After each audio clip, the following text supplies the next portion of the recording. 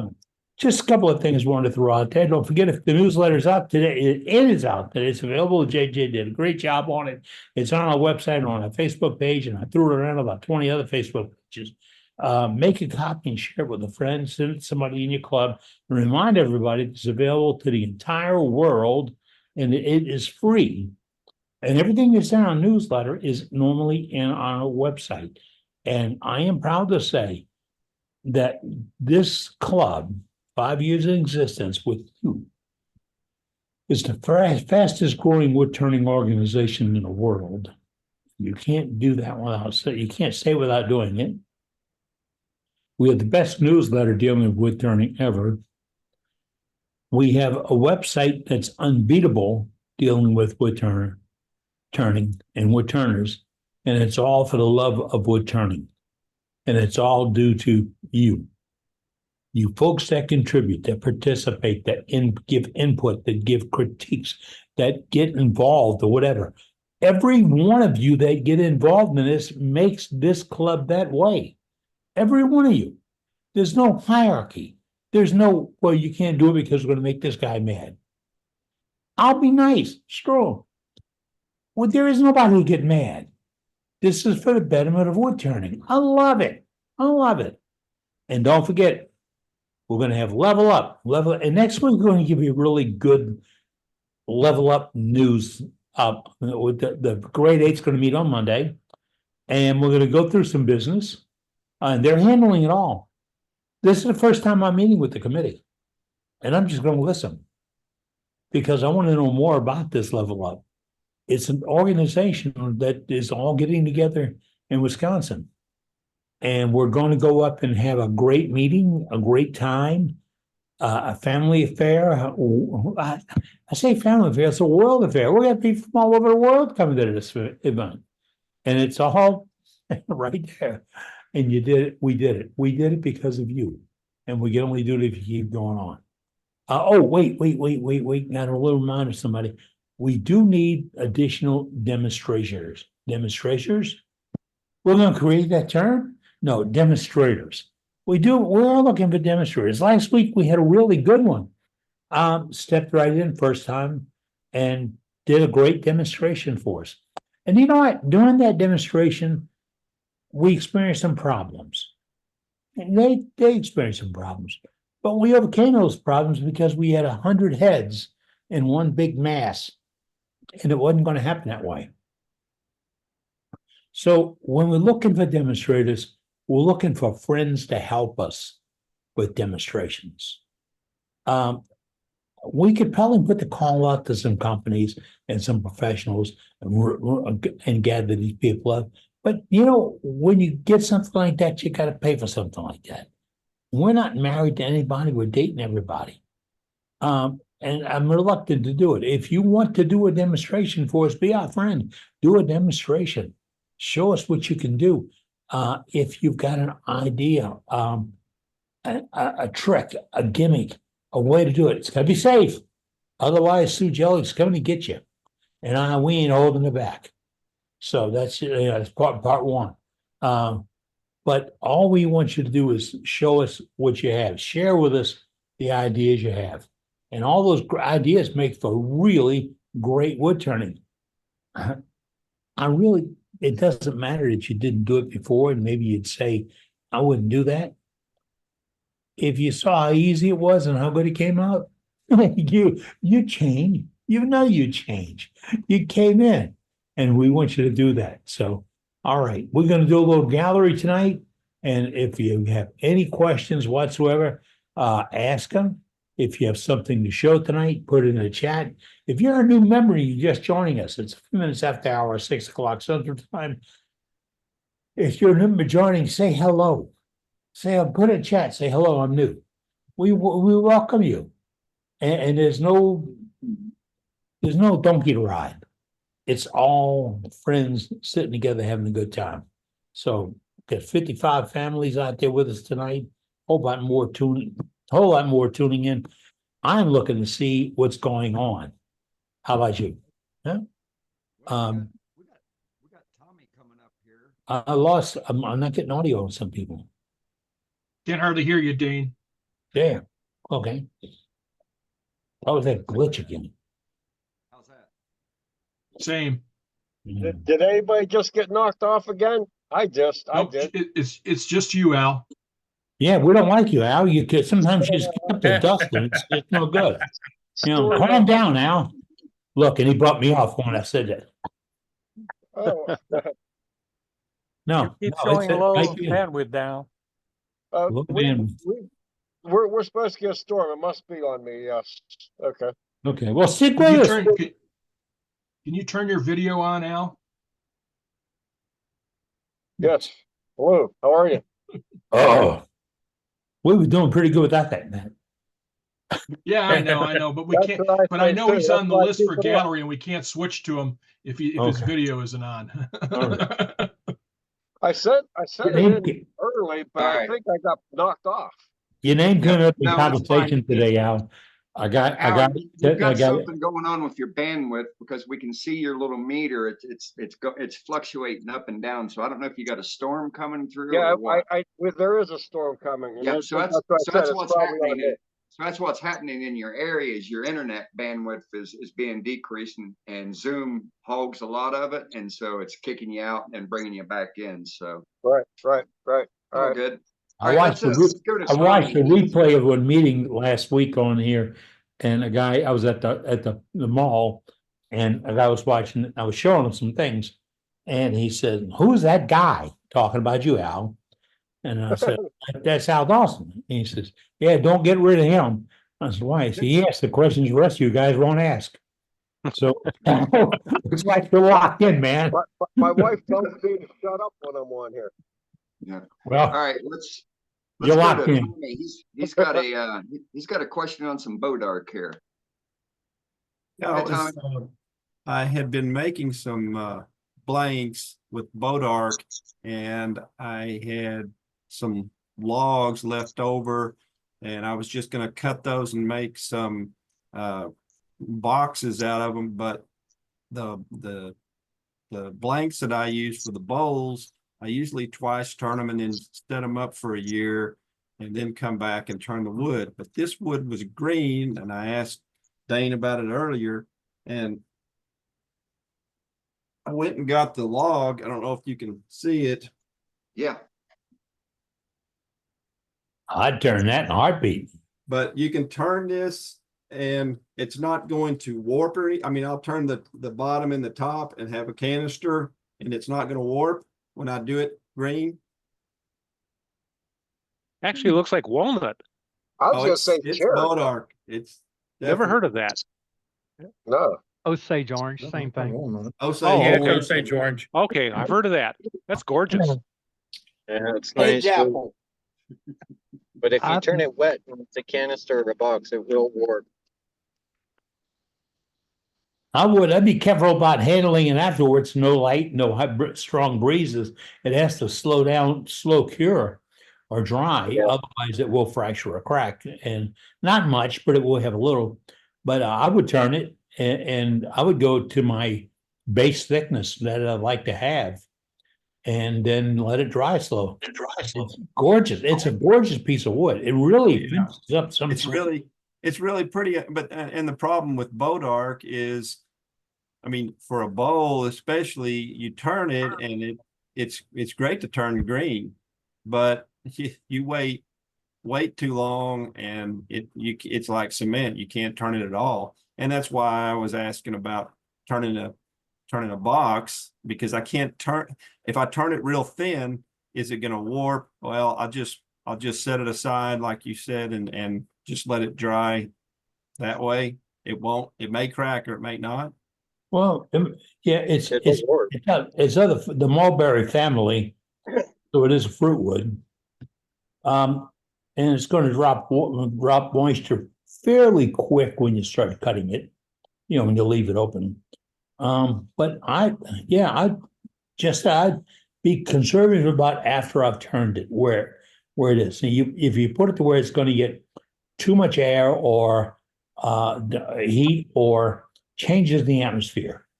Now, my old thing is brown paper bag with dry shavings in it from the Bodark, not other brand, not other species. in a brown paper bag, and then open it and air it every 3 or 4 days. Just open it up, let it breathe a little bit, and close it back up. And it will dry slower. The moisture will come through the bag. It'll dry slower, and that'll retard the cracking and fracturing.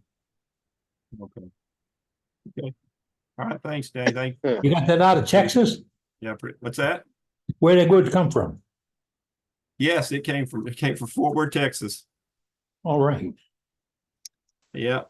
The guy cut a tree down and he said, "You can take all you need." And I've learned my lesson. I used to load my truck up and that's too hard, too much work. Yeah, you got to get more friends in less time. You know?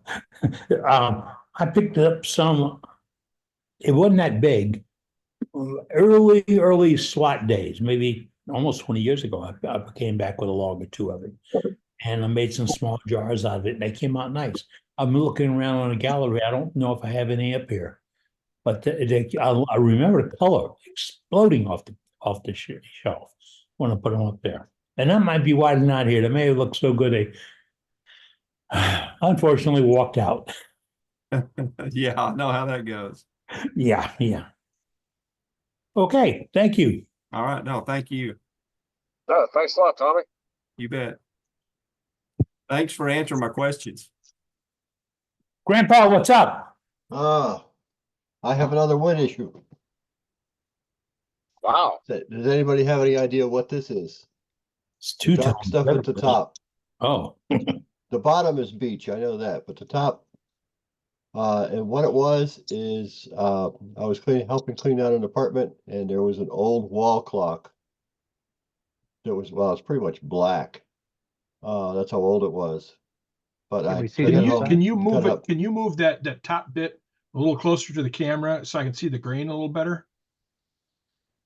Looks like a burrow for sure. What about the other side? Well, there it Come is. on. oh, they had it there. That's walnut. Yeah, I'm going to go Oh, walnut. it's Me awful, too. That's my thought. it's awful soft for walnut. Yeah, I agree. I think it's a cedar. Very. Keep turning it. Keep turning it. Does that come off or is that attached? What's that? We That's glued cool. it together, I Oh, think. this is glued on. Okay. And this, I just put a finish on it, so to give you more of an idea of what it looked like. It's a bit like Claro wall. Yeah. Yeah, what that's I- my thought. Maybe. It also looks a little bit like redwood. Yeah, it does. It does. What's But the the smell grain, like? but the grain is too smooth. Yeah. What's- That's why I'm Huh? leaning towards Be Claro different. walnut. Yeah. If it Yeah, was cedar, you'd know it And because it Claro smells walnut like it. is soft with it. Well, my smeller doesn't work very well. I I got Red formaldehyde in my Barrel nose when I was a teenager, and I pretty much, Yeah, redwood definitely has an odor to Claro it too. walnut is slightly softer than black walnut. So it Okay. does look like Claro. Yeah, Claro I'm walnut. going with that. I That bought sounds a good to piece me. of, I bought a piece of Claro walnut and it was really soft. Like I only use it for little buttons on the top of a vase or something because it's so soft. I can't turn it into anything else. Yeah, I bought a couple pieces from Woodcraft of Claro walnut and it was almost like styrofoam. Hmm. yeah, that's starting to sound like this stuff. Yeah, it was beautiful. It's quite It was soft. beautiful when it was done, but it's light touches. Yep. Yeah. Beautiful. Yep. And then, this was in the newsletter. It's Cool. Very nice. Oh, got a cool. nice, Very snug Very fit. Very good. I'll have to make I one know of it's walnut here, but I have no idea what this is. I know it grew in South Carolina. That's all I know. Nice piece. Thank you. Yeah. It is. I like that. And then, of course, I did a cherry bowl. Of course. Of course. I like the shape. I like the shape a lot. Beautiful cherry. And this is the frustration of the week. Ah, Why? Well, because as I was finishing it up, Oh, oh, yep. Well, don't show them that part. well, the wife was out in the yard somewhere working and she heard me yell. She thought I'd cut my finger Well, off or something. but it still works. So it's not a total failure. It's Yeah. not No, perfect. It's really, really pretty when you put the piece back on. It's gorgeous. Yeah. Do you think that happened because it was undercut? Well, I was working on the bottom Oh, and I had this chuck, I had the chuck in here oh, holding okay. it. And I was working on the bottom Oh. and not much of a catch, but it was enough. Yeah, It's pretty. It's pretty. it's still beautiful. Yes, it Okay. is. It's pretty. I've been thinking maybe I could put a little millie put in there. That'd work. I don't Maybe a know. lot. Just put some more of them in there, equal space. Make it work for you, White Plains Yeah. City Hall. 33 notches, evenly Coming done. from you, that makes me think. Or if anyone asks, just say, oh yeah, that was a bark inclusion in the wood. That's a natural defect, but it became the artistic feature Oh, of there the we piece. go. So now it's worth more. There you go. Yeah, just charge a little extra. So Yeah, okay. you could do that and just torch it and get the same effect. Yeah. Mhm. Al, turn your camera on. But that was it for me for the week. Al, turn your camera on. There you go. Okay. All right, we got you, Thanks, Al. thanks, Dave. Thanks, Dave. Yeah, thanks a lot, Dave. Those are pretty. Those are pretty. Well, I mean, everybody talk about cowboy hats, and I got some maple. Neighbor cut tree down last Thursday, 6 days ago. I got 2 pieces. It was gonna be my first time. I'm gonna make a cowboy hat. Now there's a question with all this is okay, now I turned it and it was wet, and believe me, I was getting splashed like crazy. And I got it thin. I have a flash here. I'm gonna show it to you in a second. It never worked. It never worked. It still hasn't cracked. And what I did, now when I was done sanding it and everything, I took it off and I blew it off. I put some denatured alcohol on it, and I put a sanding sealer on it. Is that why it's not warping? Is that why it's not doing anything? Should I have Could be. let it alone? If you get it thin enough, it won't warp. And if you want the edges to curl up, you gotta do them yourself. You gotta get them clamped or put tension on them or whatever. I did put a ring on it because I'll show you in a second. I mean, it's So, supposed to be a cowboy hat, but it looks like I should be probably gathering bananas or something. You know? so Captain, Sombrero. No, hey, no. Captain Eddie's Bandito. got hats. Let's get- So let's get- so Al, let's get I've seen a Captain- couple of let's I've get seen a couple. Captain Eddie's response on this. He's the one that's made cowboy hats. That's why I didn't want to burn You that. need a cowboy hat press to curl the wings up on the side. And it needs to be flat, and then they curl up and they elongate to the side, to the shape of your head in a cowboy press. I have 3 more pieces, and I said to myself, that's exactly what I did wrong. I made the curl too much myself. You don't, I don't do You it. don't do any In fact, curl. You I don't don't do do any curl yourself. Al, I don't do a curl. My fin comes straight out, almost flat, but actually tipped it down. And the other direction. And it is as thin as the back cardboard on a writing tablet. That's how thin the wood's got to be. Transparent all the way through and stabilized to be the same moisture. Yeah, now you see at the top is concerned. Now, how about at the brim, not at the crown? Right, going, yeah, you're a little bit too heavy where the crown meets the brim. You're too much meat down there, right where your fingers are. Right in there. Yeah, Right. yeah. And the reason you don't do the curve there is if you curve that, you made it too thin and it wouldn't bend, it would hook. If you have it flattened out and the consistency is the same from very top to the bottom, and I mean all the way to the crown, it's got to be the same thickness, and it's and very delicately cut. But then, as Kate said a minute ago, you need to squeeze it. Now, this whole thing's got to do with the timing and the moisture. And Since don't Saturday, take- I had bungee cords all around it. Okay, well, I think my press still might be out there in the shop, but my press looked like a pair of hands that would just go up and grab the outside edges of the two of the kind, just like this.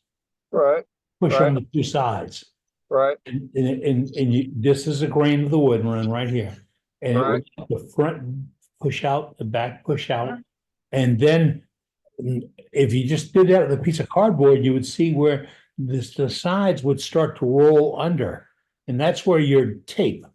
And it's mostly done with tape and light bungee cords. But when it's in a holder, it's easier to feel it moving.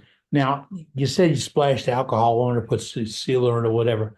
I No, did. the key to this whole thing is you're wanting this wood to do what God made it to do. Right, Move. right. All right.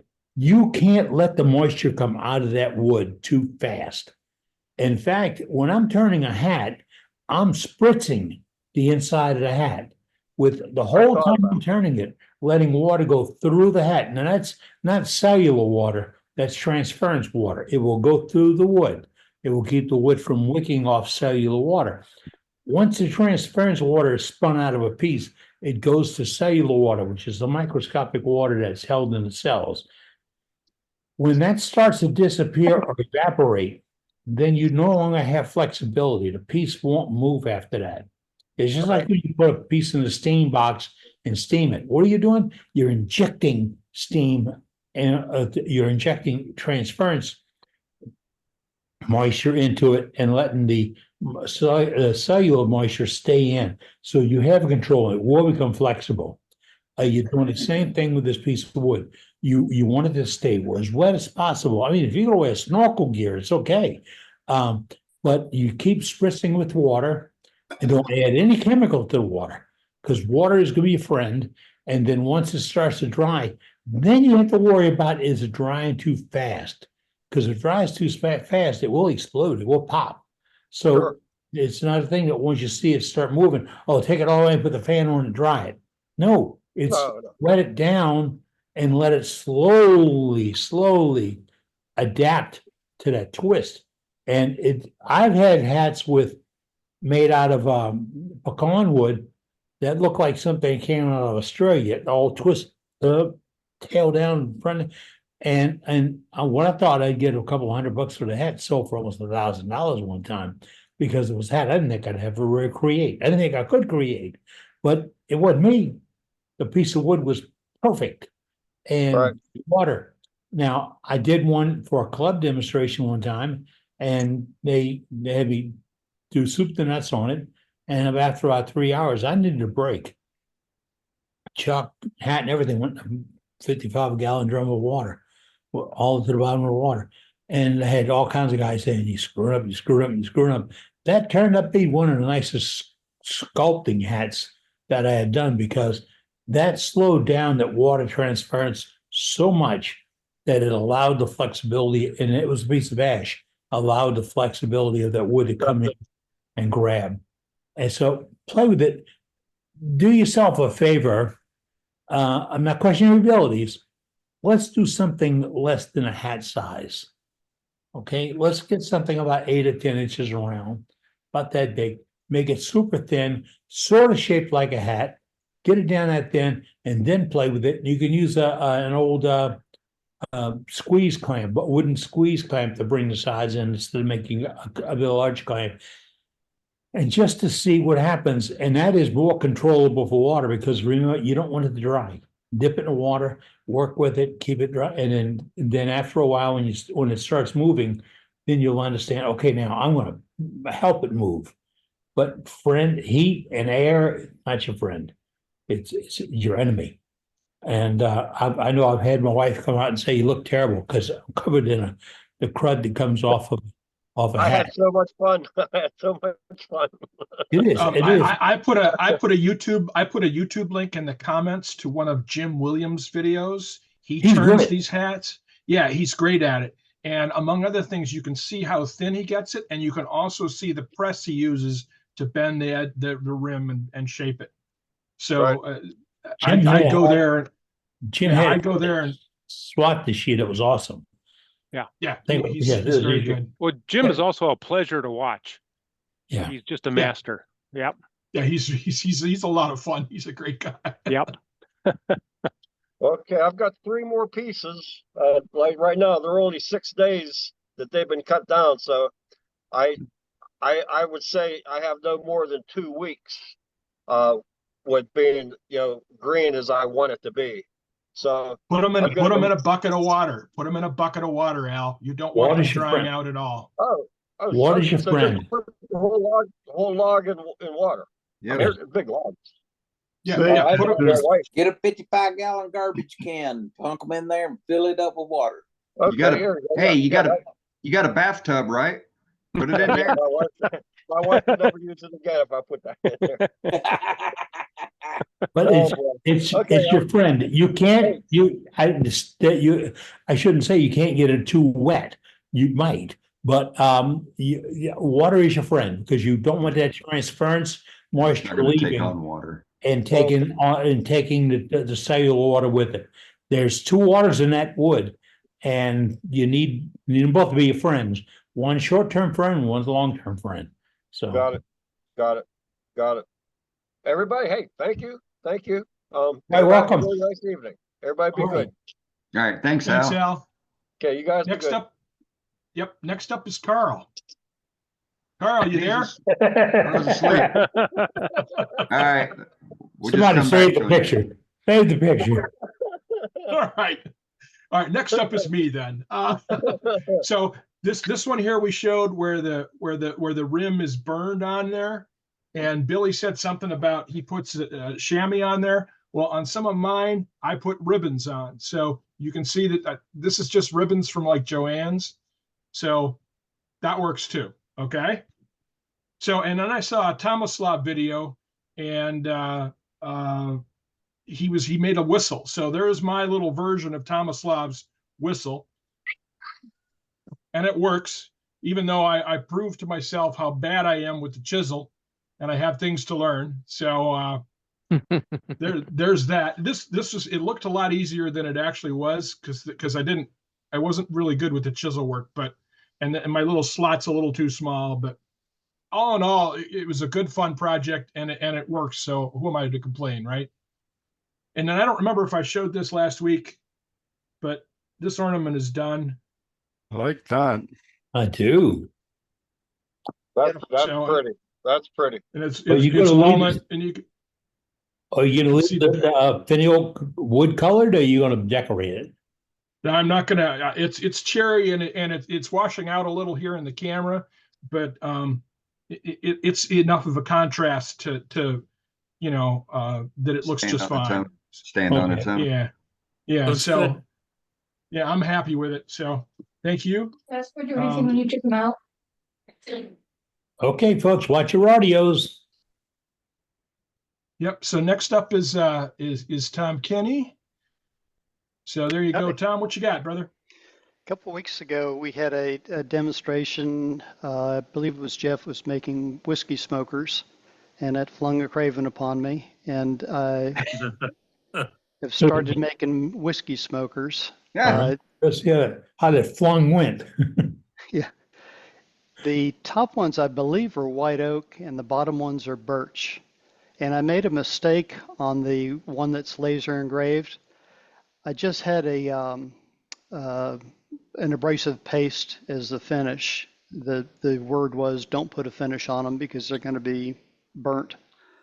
And I tried to clean off the lasering, and I made a heck of a mess. So that one is, I'll probably turn it down, and then I think I'll put a CA finish on the outer rim and laser that part. Does anybody identify that wood? I think it might be white oak, the top 3 pieces. Yeah, it's Any ideas? definitely white oak. Okay. Okay, excellent. sure, because Yeah, white it oak looks is a like lot whiter. it looks It's like pretty live white. oak to me, which is Yeah, a I would white say oak. black oak. White oak is a lot lighter. The live oak that I have here looks almost exactly like that, and live oak is a white oak. Okay. Well, we certainly have it here in Florida, so I'll go with that. Hey, Tom, this is Jeff. I love them. Very Great good. work. Thank you. I appreciate the inspiration. There's a lot of bourbon waiting for those.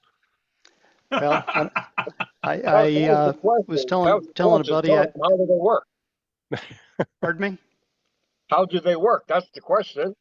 Well, I was just about to say a friend was over at the shop today and I told him I don't smoke and I don't drink, so I don't know how they work, but I So won't if be you go lying back when to I our sell meeting 'em. from about a month ago, I've got the demo there and we demonstrated it at the end.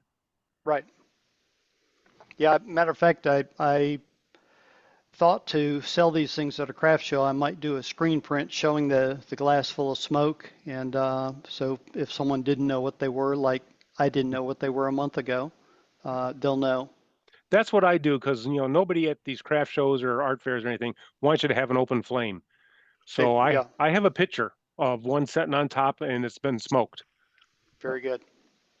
If And it you actually have, gets people asking questions. So Mhm. if you have one of those little things that shows pictures and you could do a video on, or you have an iPad or something, you can do a little video too. I thought about that. I have a tablet I could probably use for that purpose and hope nobody swipes it. yeah, that's what I do. People say, how does that work? And I pull up my little, it's an LG tablet. It's worthless, but it plays this one video. Mhm. Yeah. Okay. And they get to see it. And that, basically that sells the full kit rather than just the puck. They see it in action and they want the whole thing, whole kabang, you know, and that's nice because that's much more expensive. So, Yes. Yeah. Well, I'm going to Yeah, give it a go, and if it's a hit, I'll make more next year. yep. That's it All for right, me. well done, Tom. Nice Thank work, you. Tom. Those are really good. Appreciate Next up it. is Charlie. What you got, Charlie? I made a bowl. A pretty bowl. Beautiful. It's hackberry. Ah, Pretty. Looks like Now, walnut. when Wow. when I Okay. made it, over half of the bark came off. But I glued it back on and with the help of some coffee grounds, you can't tell that it happened. yep. It's very nice. That's some of the nicest looking hackberry I've seen. I was in Iowa. My son-in-law works for a cable laying company, and the campground, they had all the firewood you wanted to burn. He'd cut down hackberry trees. Oh. I'd never heard of it, but I liked the way it looked, so I brought home one piece. Foolish me! I could have took all I wanted. Yeah. Yeah, that's a lot darker than the hackberry we have down here. Yeah, I've turned it before and I've just not been impressed with the grain and stuff on it. So that's a beautiful piece. And then I'm getting ready for Christmas. Yeah. That's a big tree. Yes, That it is is. nice. 18 inches Nice. tall, 9 inch is at the base. Now Very I have a question. Anybody got any suggestions how to put lights in this? You know, it's probably Yeah. at this point, it's Without probably a little too Halloween. late. Yeah, There's everybody go at once. Blue. I was going to say, I thought about doing something like that with it being hollow and putting those little plastic lights on it that look like the old ceramic trees and then having like LEDs on the inside. I've just never gotten around to doing that. You know, it's Well, this big is enough you could fine. put string of lights on it.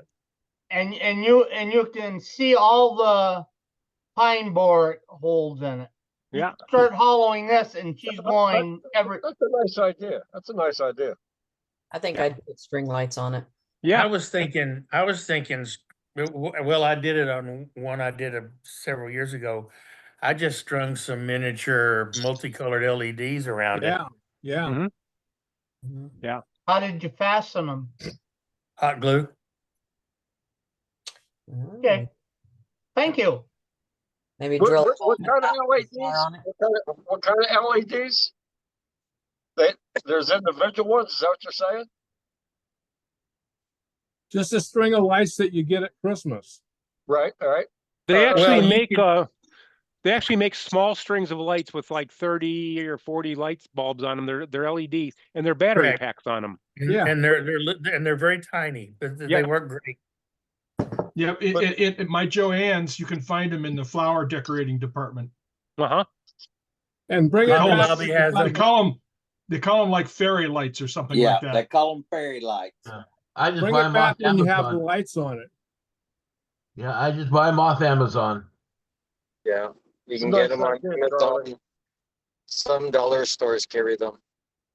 Yep. True. You have to turn an angel for the top now. Right, right. My wife wanted a bigger That's right. tree, so I made the tree. I have one. Okay. That's all I have. Okay, thanks, Charlie. I have Next one up is silver- Roger. Next up is Roger. Oh my God. Oh, wow. Cool. All right, here's my snowman I've been working on. It's so cute. I love them. It's not done yet, Uh-oh. but He's wearing his Christmas sweater. Yeah. How many pieces? 2,200 and something. Wow. Wow. So now I'd I've go got crop that. the pair. Now you gotta Oh, make, Wow. Very nice. Wow. Now you got to make the kids. Yeah. Now you That's got only to a make 1,000 the segments. kids, the children. You know, that's really pretty. That's really pretty. looks Yeah. great, Roger. That's really pretty. Hope they're Okay, not here's the Catholic. and have fun. 12 kids. Oh, that's great. Gorgeous. Beautiful work. Thank you. All right, very cool. Thank you, Roger.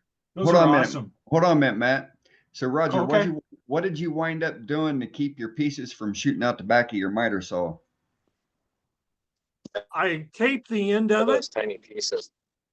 I didn't use the miter saw. I used the table saw with Okay. my wedgie sled. And every piece, because I had them stacked in fours, I would tape the end of it and it would hold it together.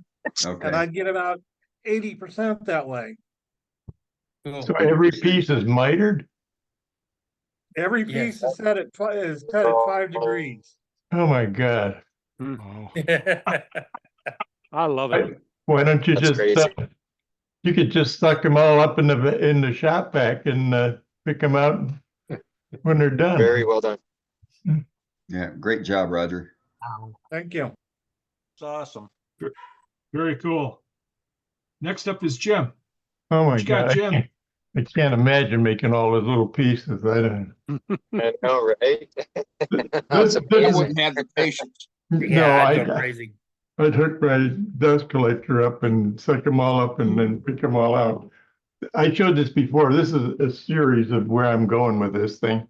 Tom Kenny kind of started this. He lent me his router. But anyway, this is 3 centers. There's a center of the bowl. These are centered below the center of the bowl. And the cavity is centered above the center of the bowl. Huh?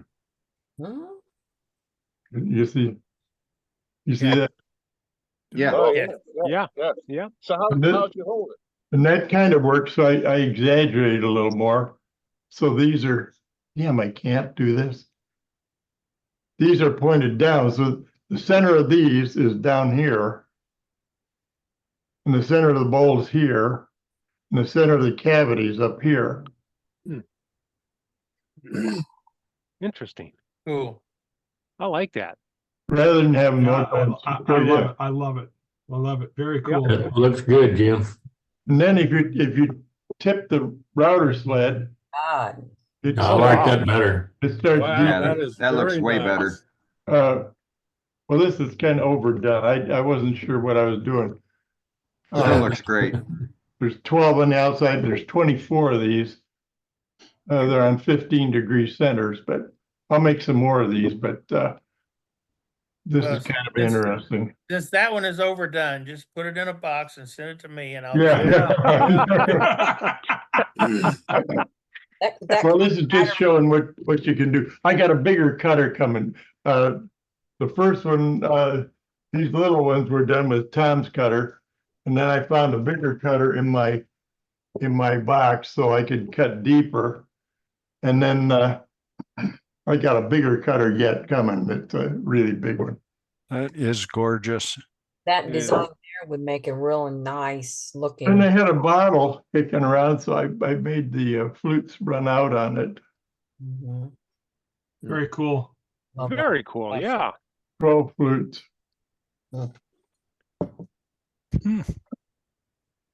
Is that hollowed out or did you just drill it? It's drilled, yeah. Okay. That's cool. Great piece. Yeah, I was gonna fill them, but you can actually put a square block in each one of these and then return it. But I thought that would make it too much, so anyway, Nice. Pretty neat. that's a fun. Neat Cool. stuff, Hey, Jim. Jim, the other pieces that you just showed. So, okay, so what you just said now by filling it with a block. So that's what you did. You routed out what you showed us. Show the last. Go like last- this one, like this is routed out. And then you filled that with a block of wood and then turned it. Yeah, they put a square block of wood in there, Uh-huh. put it Okay. all in, then turn it flat. Uh-huh. That's beautiful. That's great. Yep. Yeah, it is. That's great. Actually, now I'm making V-shaped pieces of wood rather than waste the whole block, but that works better. This ends up, there's so many blocks of wood on here. You gotta clamp it. I mean, the clamps are too fat to grab. You gotta clamp it in like 3 or 4 rotations. Could you just put a plate on your lathe and use your tailstock to push it up or no? No, you can't because they're high on one side and the other one's high on the other side. So you got a V in the center. I Okay. thought of that. There's got to be a way to do this, but and if you made a precision V, you could probably do it somehow. But it's easier to just put spring clamps on. But you can see the edge of it is a square. So how, I Jim, love that how did idea. you make it from What kind of flat wood to are mill the to make it, shape to of, make are it the look wedgie to make it wedges look like made a of? teardrop? How did you go like to make it like a teardrop from a thicker side to a smaller side with with one bit? We'll start out. This is maple with wangi in the Oh, okay. and you set your sled at an angle so that you're cutting deep here and you're running out toward the tip. So it's going up at an angle. Okay. Well, it's just gorgeous, Jim. Gorgeous. Did you use any kind of an indexer with that? Yeah, I have a big indexer. Okay. I could probably show that. Maybe later I'll put together a screen share. I could show it being glued up. Would that fit in? I don't know. Sure. I'm sure we'd like to see it. I mean, we Sure. did see a lot of it last week, but yeah, I'm sure we'd all like Yeah. to see more. Yep. Okay. Okay. Thank you, Jim. Very nice. Next up is Jeff. Hello, everyone. Sorry I missed last week, family stuff. But anyways, I've got my last show of the year coming up December 12th. And this is the last item I made for the show, which is salt and pepper grinders. This is cherry. This is again a piece of baseball bat blank, maple. And I'm using the Chef Specialties mechanisms now. They're pretty much my mechanisms of choice. I've always used Woodcraft and I liked them, but the Chef Specialties, they're just supreme. That's all there is to it. On the salt grinder, a lot of different brands of mechanisms have a spring on them so you can adjust the grain. The problem with that is the spring gets eaten away by the salt. So Chef Specialties did a lot of research and came up with the preferred size grain that people want and basically made it permanent to this mechanism. So there's no adjustment. You just got a knob to take off the top and put the top back on.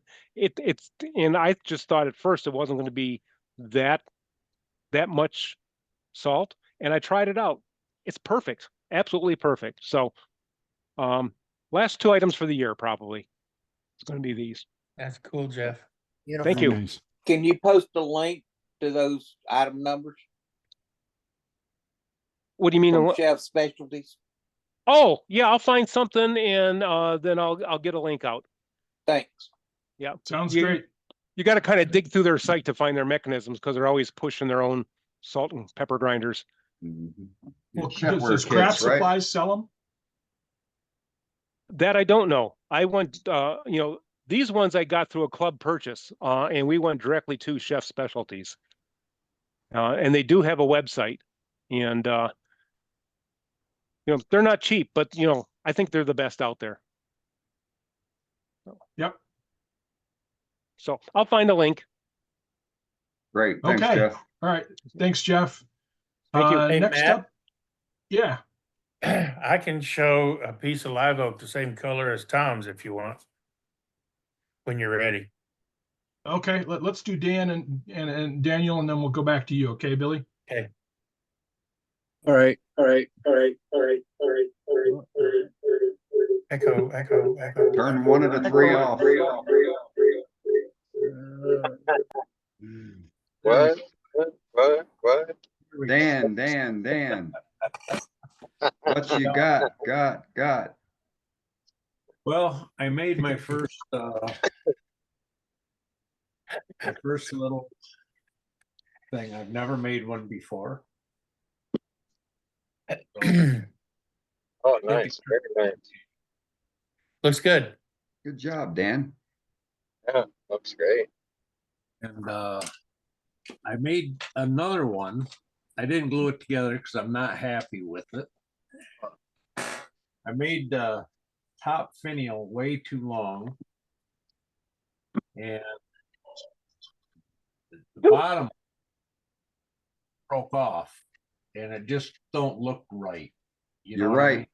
You're right. You don't have to. You don't Take have to both use of either them. one of those. You don't have to Take use both either of one of them them. and You throw can in the just make garbage. more. Throw Yep. them away. Make another one. So I Good didn't job, like the way Dan. it looked. That's So- nice. But it just plain didn't look right to me. So, Yep, good eye. and I did make some whiskey smokers Attaboy. Right on. Cool. just to sit in the glass. Nice made piece of some- crystal. Got them all boxed up, ready for Christmas gifts. Have you used any of them? Nice. No, Very nice. can't drink. Yeah. Nice work. I like that.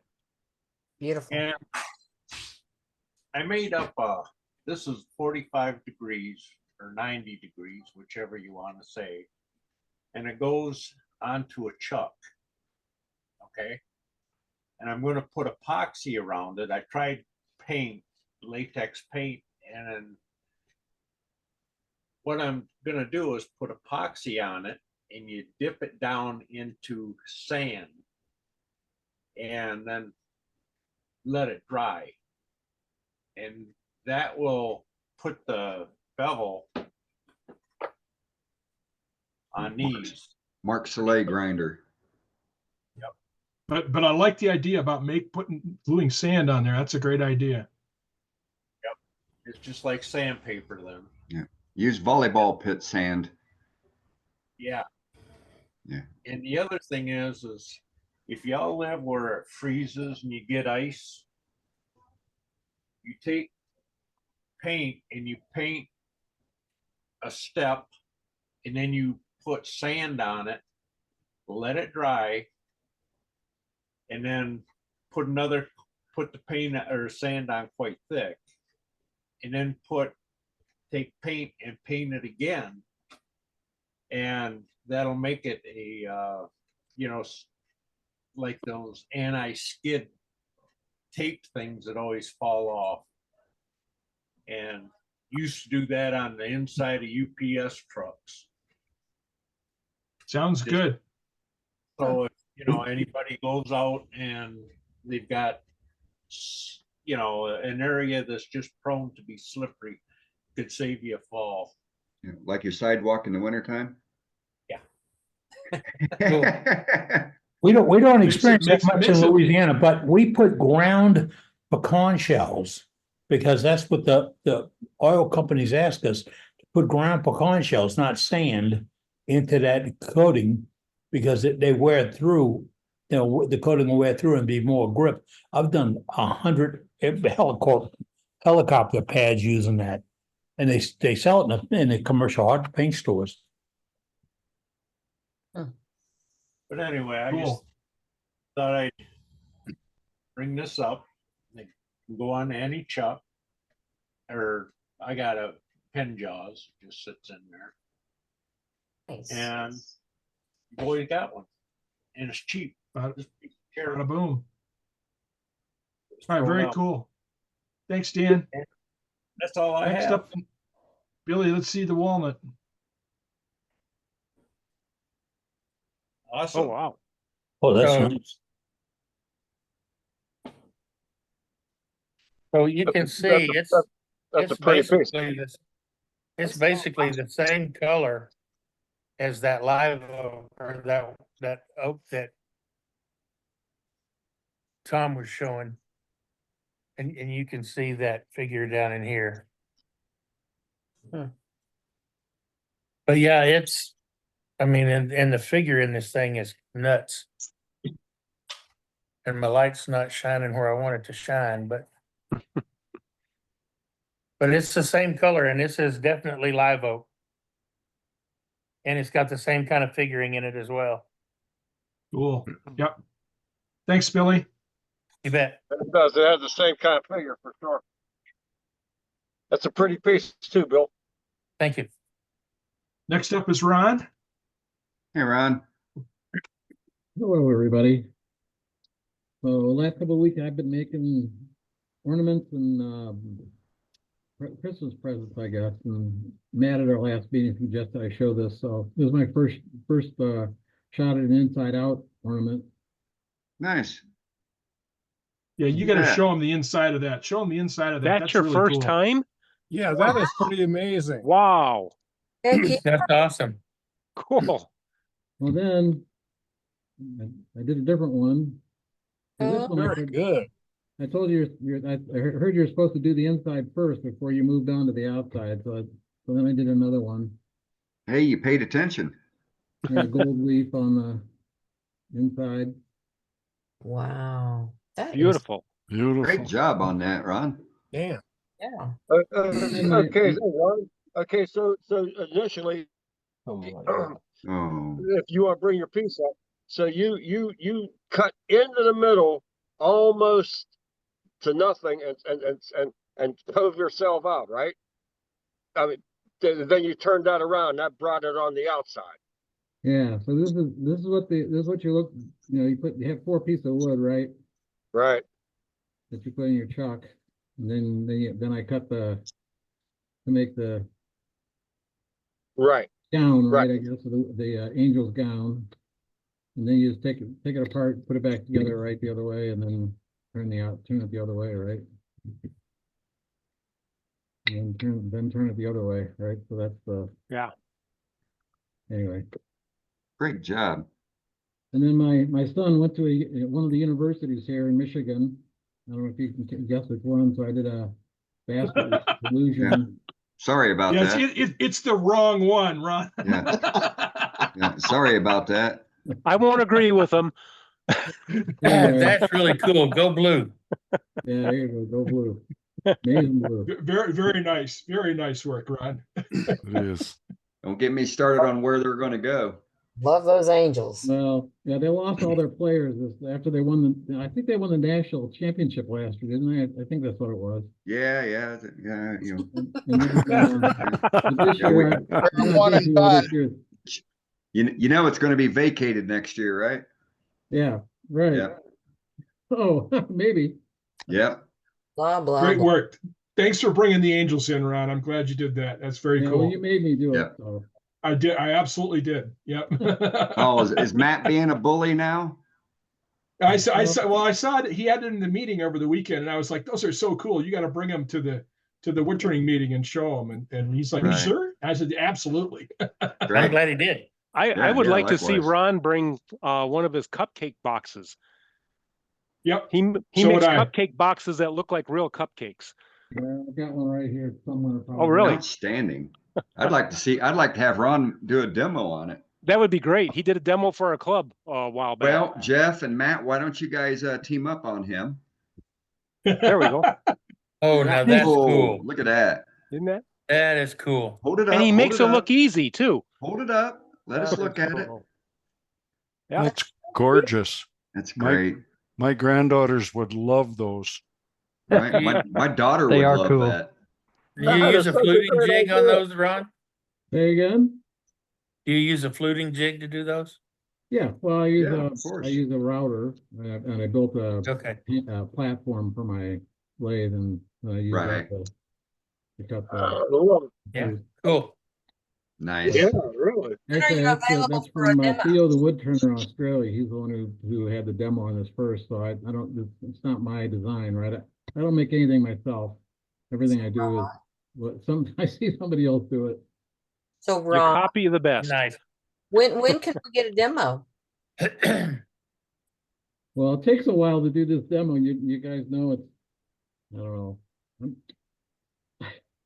You can Hmm. do We got all Rachel night, Ray Ron. method. If Do the Rachel yeah, if you Ray wanna do- method. You know, Yeah, do if you- it in steps. Or yeah, you a can little do bit at a something, time. or you can do something differently. I'd just love to have you on board to do a demo, you know, get you into the demo fold with us. All right, Great. I'll think about it. All right. Thanks, Well, Ron. I'm gonna sick the Michigan posse on you then. Oh, you're in Right. trouble now, Ron. And you got Jeff and Ray and Matt And Jeff too. and Jeff Jay on there, yeah. and Jay. I'll get Jay on you too. Yeah. So Gary, what you got? Gary, You you gotta muted. unmute Gary. yourself. Now I know what I Oh, looked you like got me. earlier. Well, I got a lake tool in my hand for the first time in over 2 months and decided to do a little wing bow There you go. out of a piece Nice. of scrap Bradford pear I had. Problem is I didn't quite get it the same thickness all the way through because it started moving too much on me.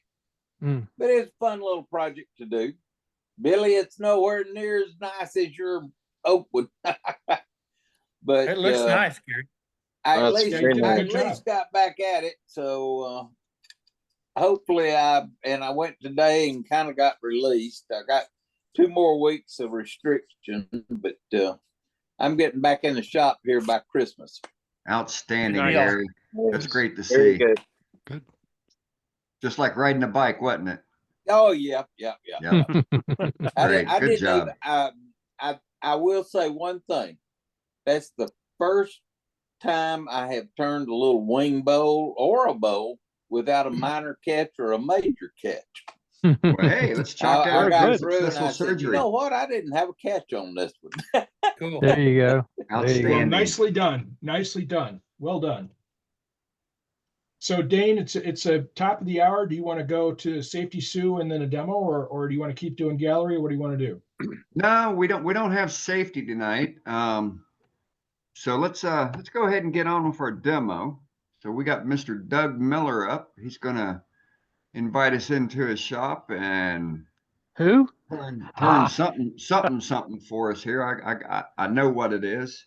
Of But, course. I'll let him divulge it here. So All right. a little I've bit got of to house. unfreeze my. Go ahead. Go ahead. So a little bit of housekeeping, you know, it's Doug's demo.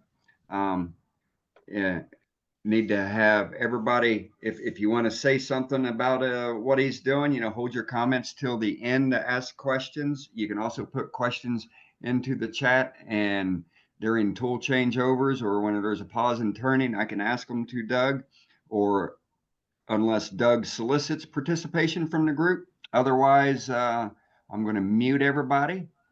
And Doug, you'll need to unmute yourself.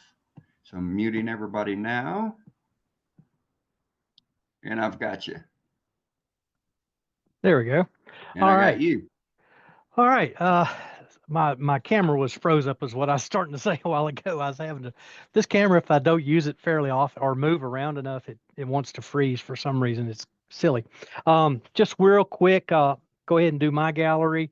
Got a lady that asked me to do some salad bowls for her. So get that turned around so you can see the nice figure in it. Some nice black walnut. There you go. And this one, I like it too. It's got some beautiful grain. Oh, yeah. These two came out of the same log. And when I went and picked these up, I thought I had 3 walnut logs. Turns out 2 of them were oak. So they made nice bowls, but they weren't what I wanted. So I'm gotta go tomorrow and get some more walnut logs. Dane's been asking us to do something a little bit odd and different, or at least different from what we've been doing. And so piece of this is some of that found on ground wood that I've been using to make Christmas trees with. I think it might be hackberry. This is just a little branch, but it's beginning to get the little nubby stuff on it that hackberry usually has in the bark. We're going to put this between centers to get started with. Next week is kind of a special day for a lot of folks, including myself, Thanksgiving. And so I've got to smoke turkey for what's there going to be 7 of us, I guess. So I'll get a big whole turkey and smoke the whole thing, and getting the papers wrapped around it is the hard part. But I'm going to make a simple turkey tonight. This is just something for, golly, you could do it for a dinner gift. Somebody invites you for Thanksgiving dinner. You could make a couple of these, or if they have kids and you want to take them something. This is just a simple.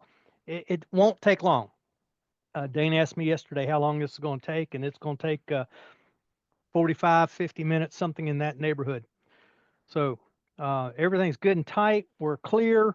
I'm going to start off with the lathe running slow. Let me go ahead and change cameras.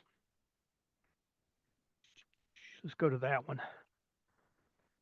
There we go.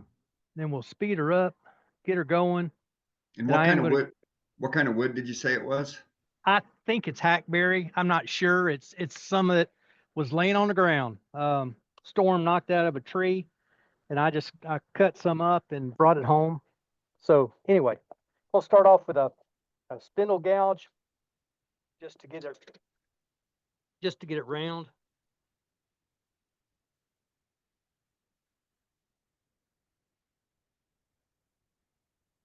This has got some limbs and knots and whatnot hanging out of it. So once we get it round, it'll be simple.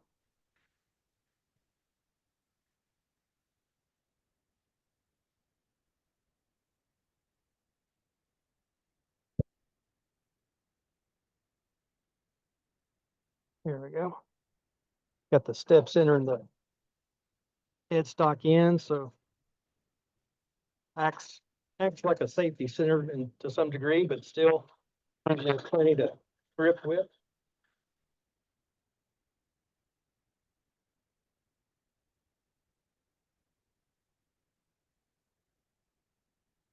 I'm not too concerned that this one end's getting a little smaller. We're actually going to offset this just a little bit here in a minute. I want to get past this. There's some crazy stuff here that I just want to get past.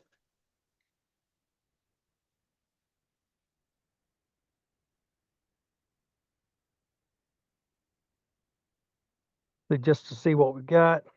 Still got some bark there and some cambium. So we still got a little ways to go, but I'm past all the goofy stuff that was on the outside. So we'll pull out the big gun.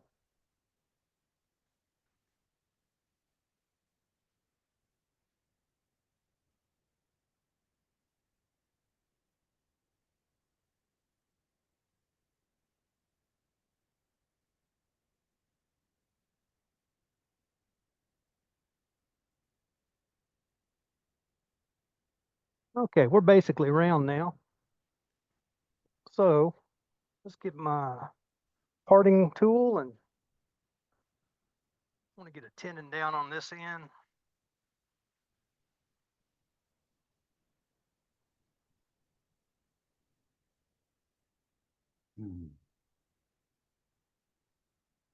I'm looking at the tenon here and then comparing to my jaws down on this end.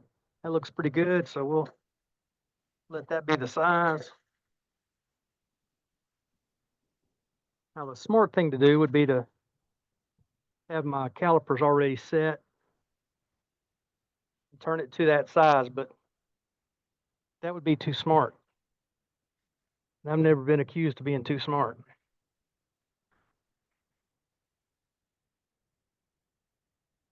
So,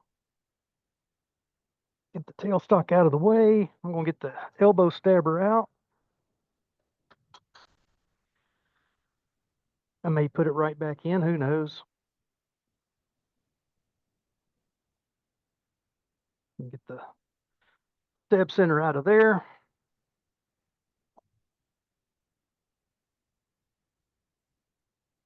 All right. Now we're going to do a couple operations here before we get too crazy with it. That's a interesting little pink color. Well, you guys can't see it, but right through there, there's some pink right at the edge of the cambium. That's interesting. Anyway. All right, go back to my spindle gouge.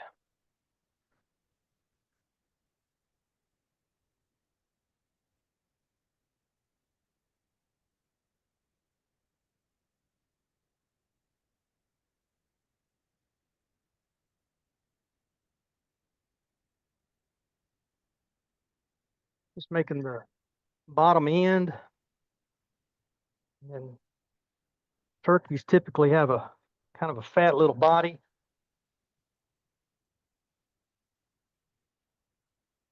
We're going to let him have a fat little body. Yeah, the well-fed ones do. Yeah. The farm raised ones anyway.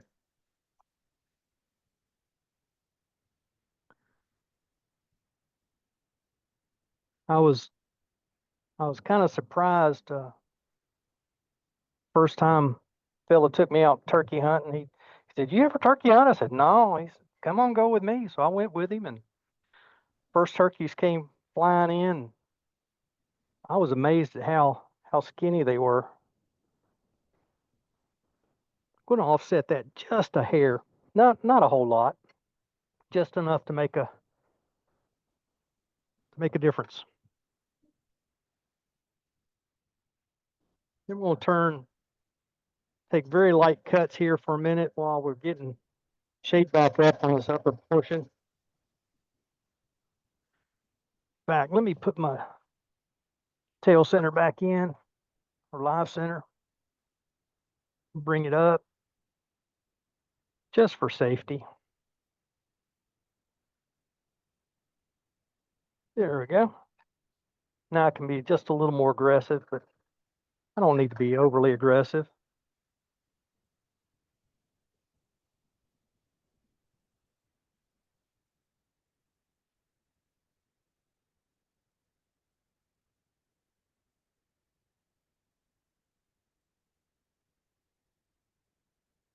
Giving this fella just a little bit of an offset neck and head.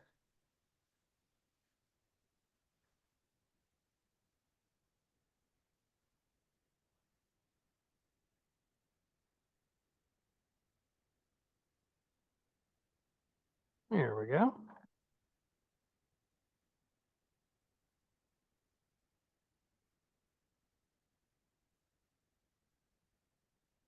Now there's no rules to tell you how much offset to use.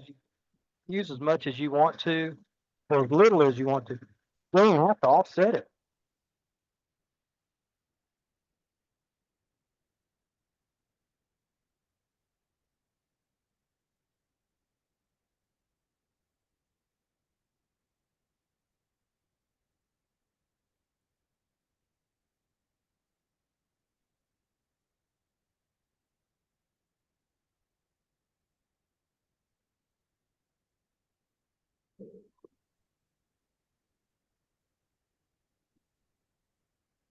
We'll switch over to a purple gouge. I think they're a little.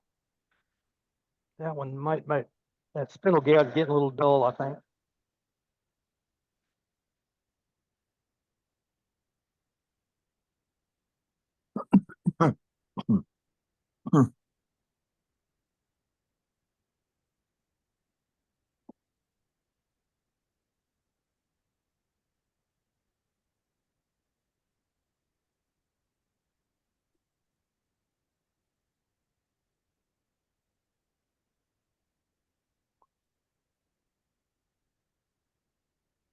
Bending his neck down a little bit. He's gonna be in alert formation here, have a little bit of a stretched out neck. I'm worthless. Oh, You didn't know that? you still got your clothes on. Easy to remember that. Hey, Life Mike, You've still got your clothes.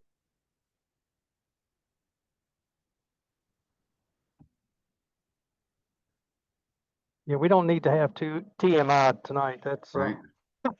Well, it's funny, you know, you mute everybody and then somebody has to literally reach up there and unmute themselves so they can be heard, you know. I just don't understand it.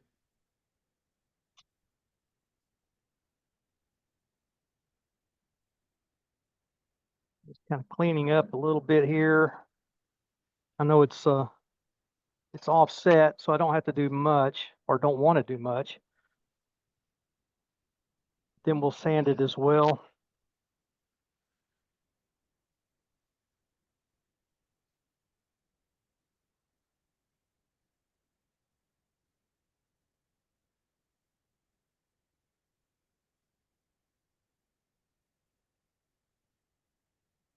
All right.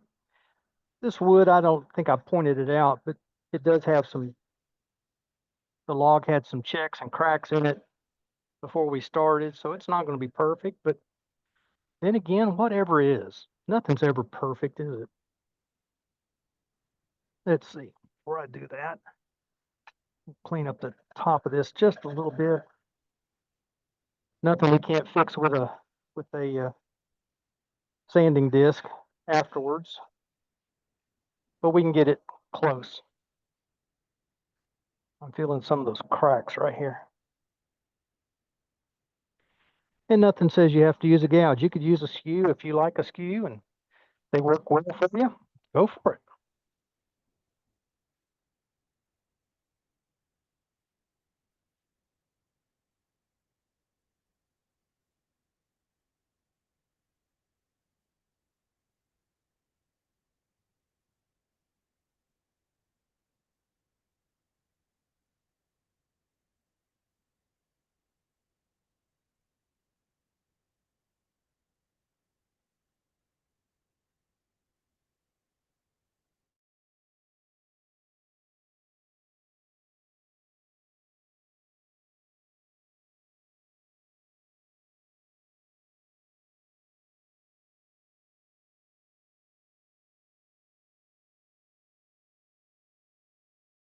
Just taking a final undercutting pass here with my tool.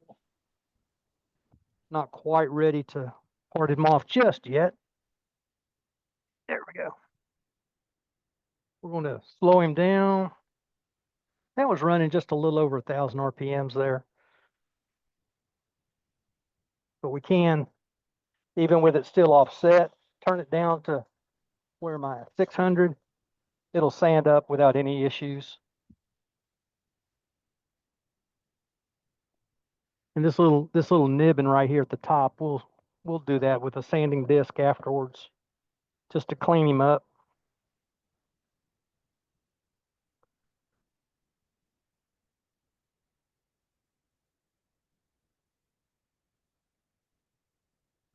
And I did say this is just a quick little easy project. Somebody comes to your house, they've got some kids, you want to give them something, you can run down the shop and throw this out fairly quickly. And it gets you out of the kitchen where people are cooking. There we go.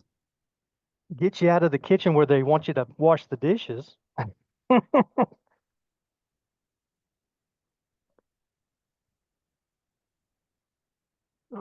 I'm not giving him a perfect sanding right now. I'll come back and do that. Well, I won't be able to because there's going to be some added things on here.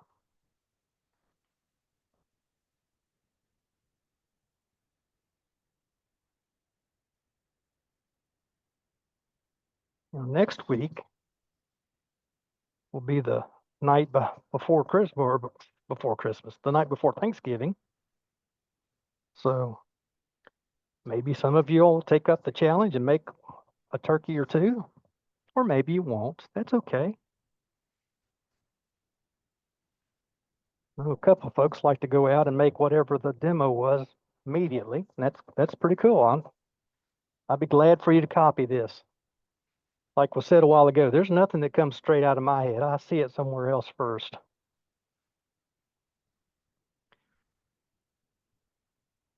All right, that's sanded up to 340.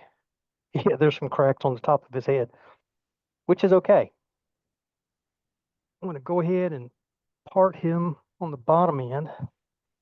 Like I said, the top we'll take care of that with the sanding disc afterwards.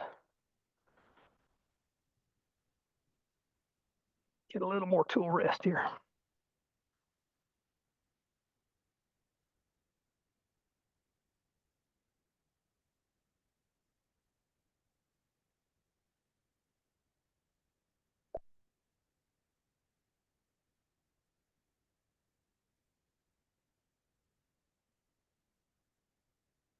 Okay.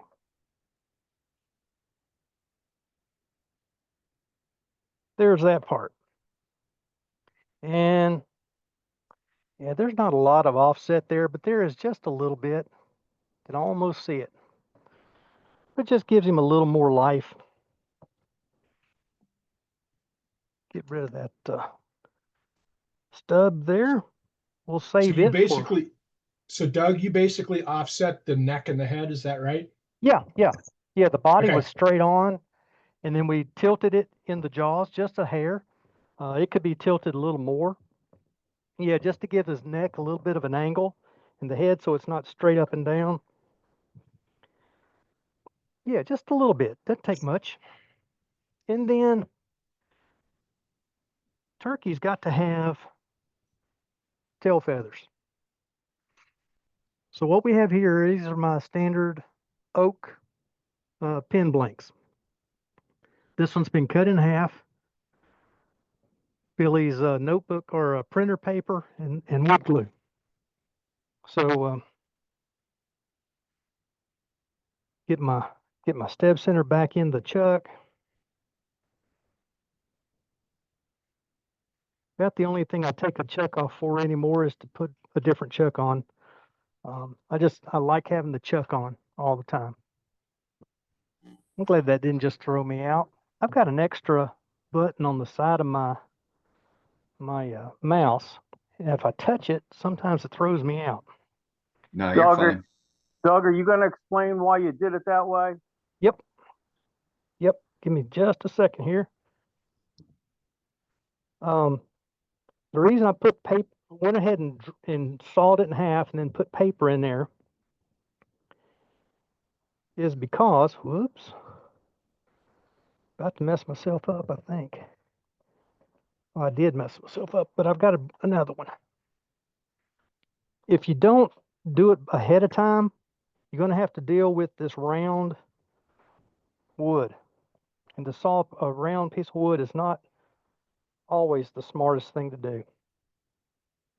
And so if you'll go ahead and split it ahead of time and glue it with paper, it will split very easily after you've turned it. So this is going to be the tail feathers. I can get 4 tail feathers out of this if I'm careful.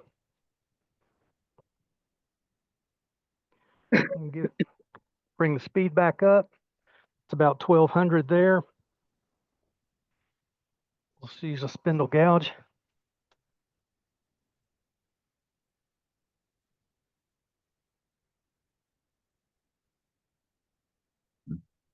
Where I messed up with that other one, I put the tail center right in the gap. And it wanted to open up my glue seam.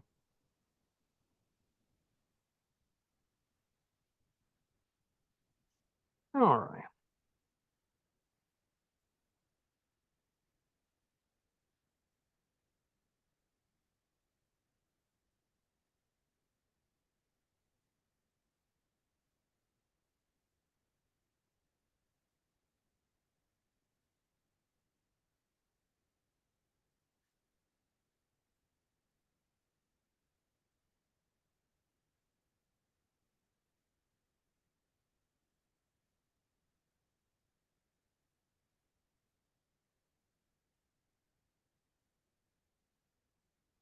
Well, I just said that was dull. I'm using it anyway, and then I popped the seam loose. So let's do it this way. Let's do it this way. Yeah, too much pressure, maybe? Well, it's those points going into that glue joint. And obviously I didn't get my glue joint quite clean enough. I thought I did, but I didn't. I did it hurriedly a while ago. I was trying to do 3 things at one time and got in too big a hurry. Yep. Take your time. You got lots of time here. Oh, I was trying to do 3 things a while ago. And one of them was getting ready for this. Yeah. I was also trying to put you've heard of mattress in a box? My wife bought a bed spring in a box.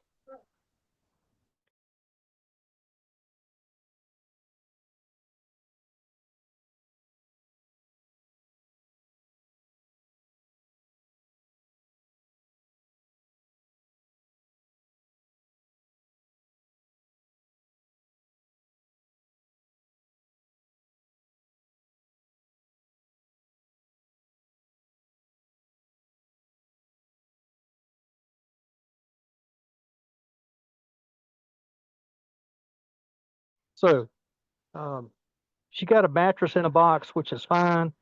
We got a foundation in a box, which is 1.5 inches too long for the bed. And so I had to put it together so I could measure it. Now I've got to take it apart tomorrow so I can disassemble it, or take it apart so I can cut it down.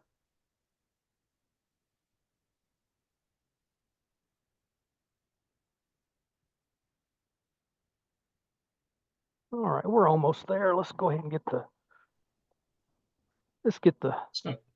flattener out here.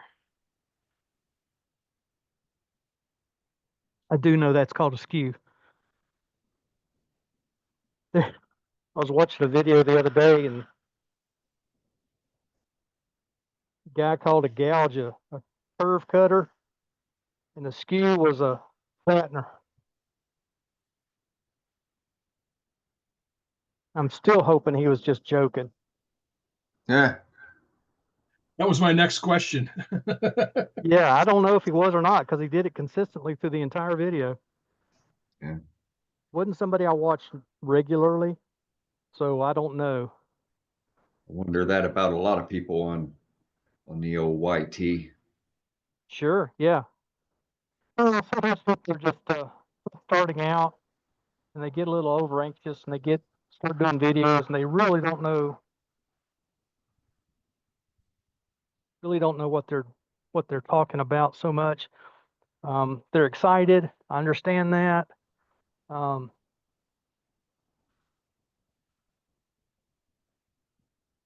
Same way with Easy Wood Tools. People buy them. They're excited about them. Helps their turning, and I'm glad for them. They're good tools. Nothing wrong with them. But then when they don't know what they're called, or the guy that called the rougher the finisher and the finisher the rougher, he did it consistently through his entire video. Not a tool in the arsenal that's a rougher.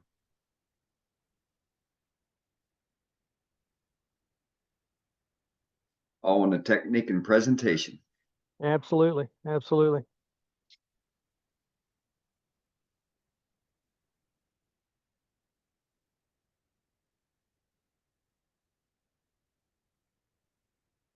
All right, got that nice little taper. Roll this end over.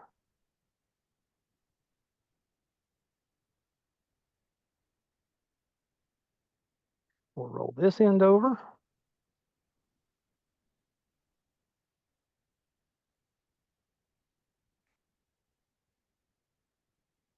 Tell you what, I hope you folks were paying attention a couple weeks ago when Martin was sharing with us about the skew, and whether it's Martin or Cade or anybody else talking about the skew, it helps me tremendously.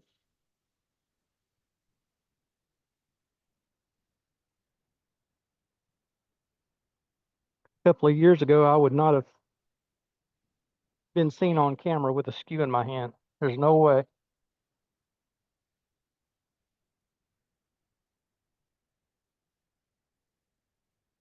fact, I did a finial demo, and I used a bowl gouge the entire time because I was that uncomfortable with the skew.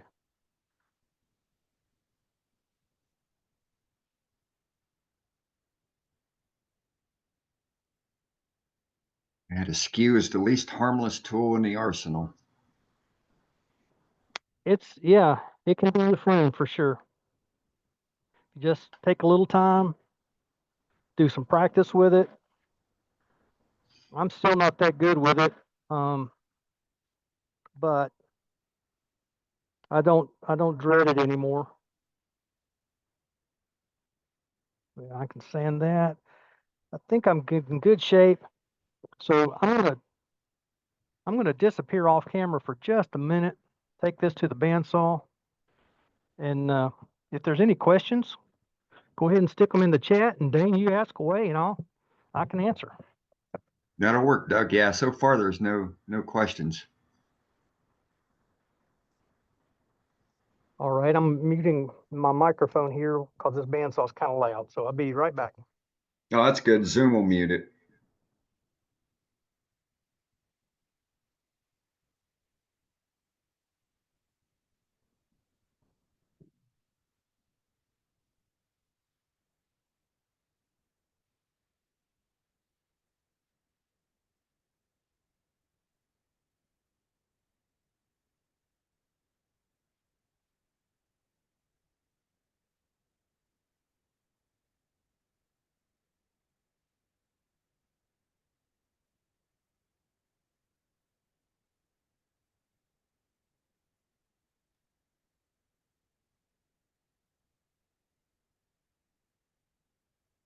We are still live. There just is no talking at the moment because Doug is on the That's right. bandsaw. Yeah. We have Hopefully no everybody was questions paying usually. attention. Yeah, while we're waiting here a second, you see the drive that he has. Oh, he's coming back. I'll wait. Go ahead. Go ahead. Go ahead. Well, is Bob. there a spur drive, instead of the Step center that fits in there like that? I know One Way makes one, and it's all about, having that flat spot to where it can be held properly in the chuck. Right. Because you don't want to be putting a full on Morse taper in your chuck because it's not going to hold it correctly. Right. But I know One Way makes one. Do you think that would fit in a Nova chuck? Yeah, absolutely. Yeah, Nova it makes fits in one. any chuck. Fits in any chuck. Axminster make one too, and they all fit in any chuck. Oh, okay. All right, good. Nova makes one also. Yes. I will say that my step drive with the #2 Morse taper has a flat spot on it, so it does fit in my chuck also. Right, that's the key part. It's got to have that flat spot. It can't be a straight Morse taper. So if you've already got a step center, I would advise you check it first before you go invest in more. But with that said, that the Nova and the One Way ones that are designed for the chuck jaws are really nice. Yeah, I don't want a step center. I've got that. I want the spur drive. Yeah, you can get spur drive in that too. You can get a cup drive, you can get a spur drive, you can get a step center. You can get all three in that application if you want to put it in your chuck. Yeah, okay. From Axminster, and who's the other one? One Way. And I think Wood River makes one as well, Bob, at Woodcraft. Yeah. Wood River is offshore, isn't it? Yeah, they're probably all made in the same factory in Taiwan, just different aisle. Wood River. I appreciate it. Thanks, guys. Wood River is Woodcraft's brand, isn't it? Yes, it is. That's what I was thinking. Yeah. Okay, I'm measuring my drill bit so that I know what size tenon to put on. There we go. All right, let's see.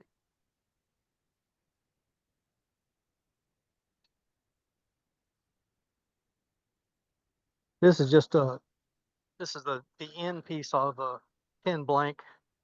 I tend to save those when I cut them off for this kind of occasion.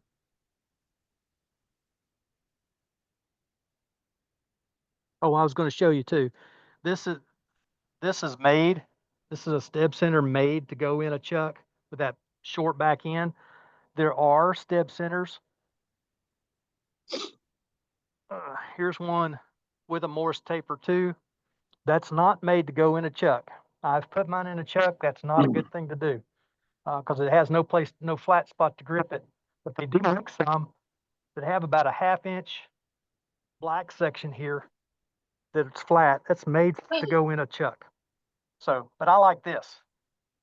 I don't have to worry about it. It stays right there in my little magnetic tray. And life is good.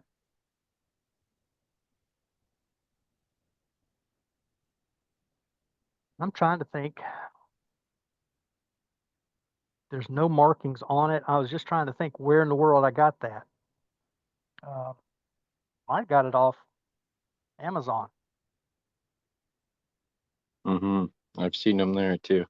Yeah. You can use a mortise taper one in the chuck, but you have to make sure it's bottomed out at the top end where it's actually the spur drive, not the mortise taper.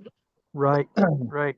So if you put it on the mortise taper, you're going to ruin your mortise taper with chuck jaw indentations as you bring your tailstock up for tailstock support. But if you butt it up right up against the spur drive and you grip it at the very top of that mortise taper, you can use it perfectly fine. I use mine all the time.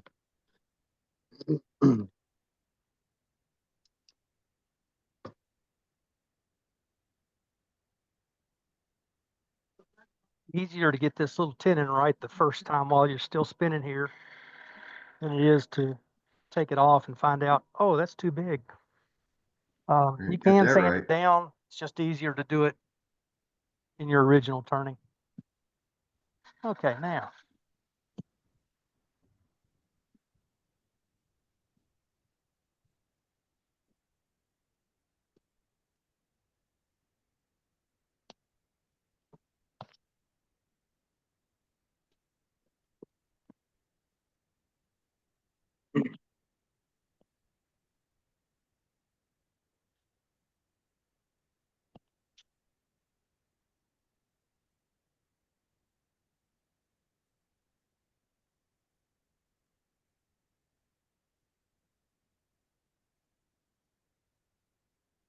Is that the nose you're making, Doug? Yeah, a little beak, nose, whatever you want to call it. It's pretty fine on there right now. But we're going to sand him up just because.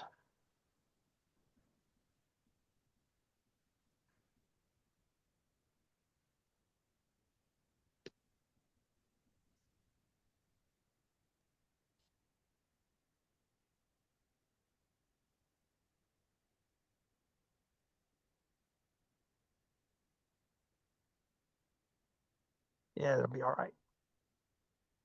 Just looking for scale, see if I was anywhere close. I was thinking it's a little big, but it's going to be okay.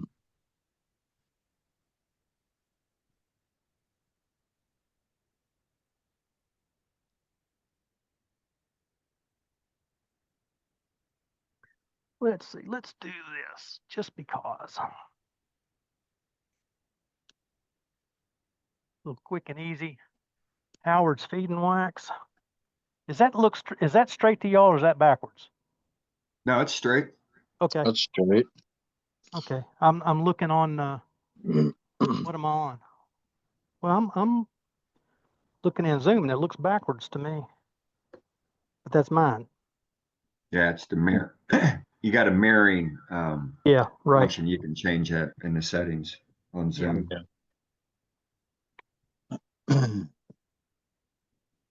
They've got it straight everywhere else, but not in Zoom apparently.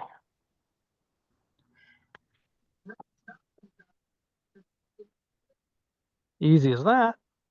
Now if I don't lose it. I'm gonna put him up in my tray. Get my tail feathers. Now, tail feathers are something that it's another optional thing. How many you want to put on there? I'm just going to put 4 on tonight, but I'm thinking 6 might even look better. Got to figure out where my offset is. All right. Then we're going to get a little Parfex 3408 and some accelerator.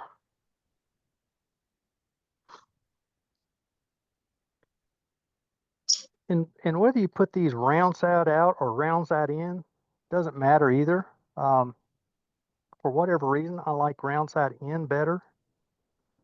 It's a little more difficult that way.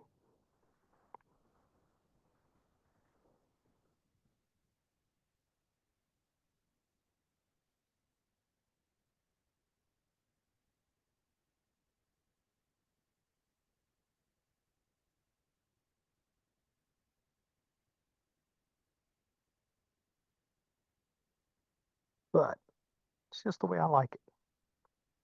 All right. And the trick is always get it glued on and not get your fingers glued in. So are you doing flat side to the base or the round side to the I'm base? doing a round side. I'm doing a round side. Ah. Tried to stick my finger.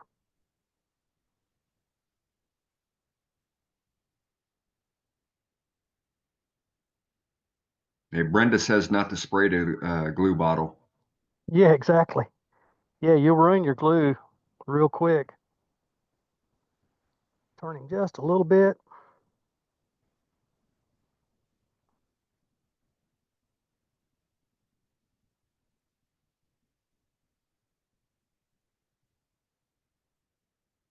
Yeah, after the first one, the glue starts setting pretty quick because you've already got accelerator on there.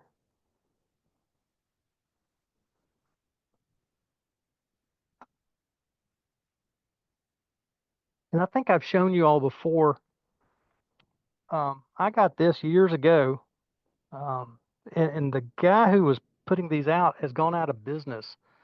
Sure Shot atomizer. But if you can find a can that you can put your own air pressure in, that's what that is. That's just a simple Schrader valve right there, just like any tire. And this screws off. So I screw that off. I put my accelerator down in there, then pump that up, put about 25 pounds of pressure in it, and I'm golden until it runs out. All right, now I've got to get my drill. I meant to have it over here, but of course I didn't. But we're there now. And I think that's the drill bit I used. Yeah.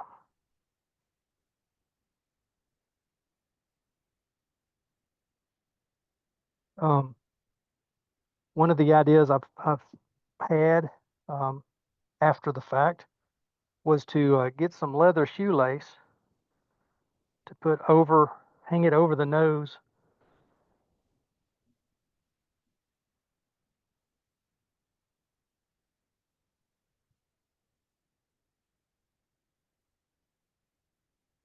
There we go.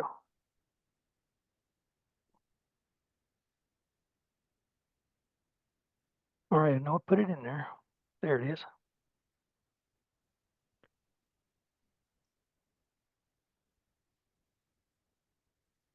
Little drop of glue.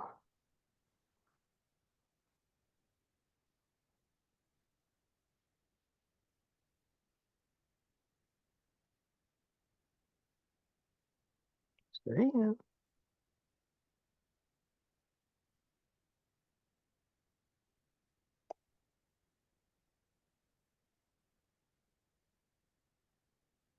Bill.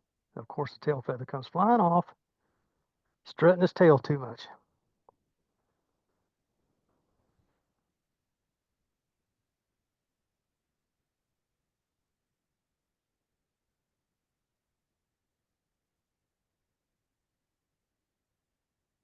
All right. Then a little, little final sanding.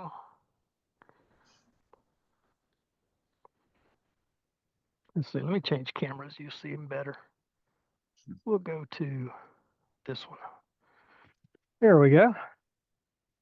And there you have a little Christmas turkey strutting his tails. Yeah, There we hold it go. closer to you. There you go. Get him in camera with his little beak. And if you put get some leather shoelace and just kind of glue it right on top of the nose or the beak and let it hang down, it'll be just like a wild turkey, a wild gobbler.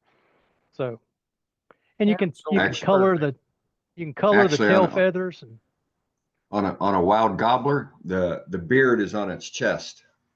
you have a beard on his chest, but you also have it's not the wattle, but the thing that comes off his nose. The Yeah, a little wattle bit is of a under the comb. chin, and the beard. Yeah, you could put a little beard off his chest. So, and you can color the tail feathers. You can have all kind of fun with that. There you So go. just a fun little project. All done that one was done in less than 40 minutes. Sure was. Right. Thanks. Now you got, So you can now see. you should color the feathers. I'm sorry. Color the feathers. Yeah, we could color. Yeah, you can color the feathers, and that's a lot You easier said to it's do only off. 45 minutes. Yeah, before it's easier to color those before you glue them on, so that you can actually get to them. And sand his head, sand his bottom. That little nub there. Of course, I can sand those off by hand pretty easily. So anyway, My grandson's getting one, that's for sure. there you go. I figured you would. Do you know I would, darn it? You know that. Yep. Yeah, 2 more feathers on the back I think would look really good. Then you could really see the fan from the front. So there you go. I love it. All right. Thanks, Well, Doug. thank you very much, Doug. Does anybody have any questions on the project that was done tonight? Floor is open now. Good job, Doug. Nice demo, Doug. Hey, you're welcome. Fantastic demo, Doug.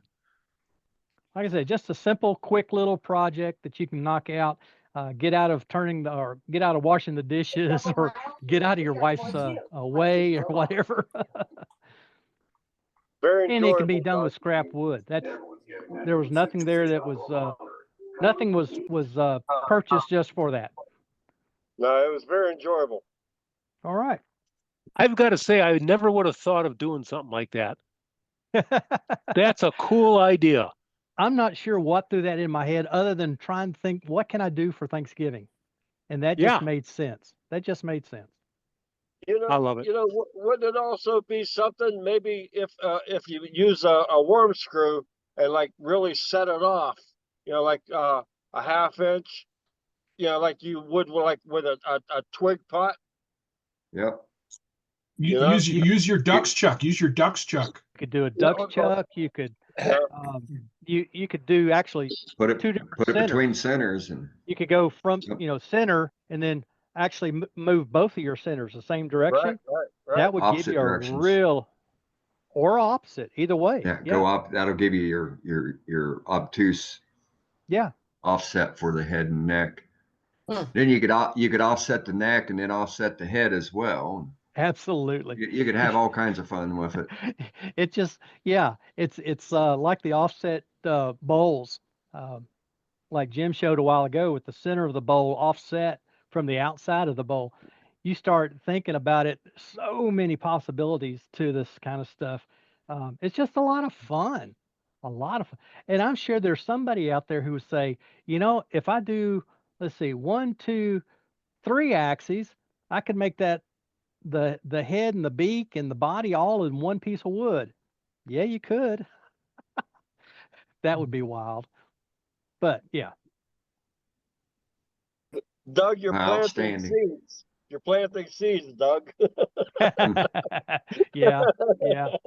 The taking, a small blank and doing the split turning. Make sure you get your 2 glue surfaces nice and flat.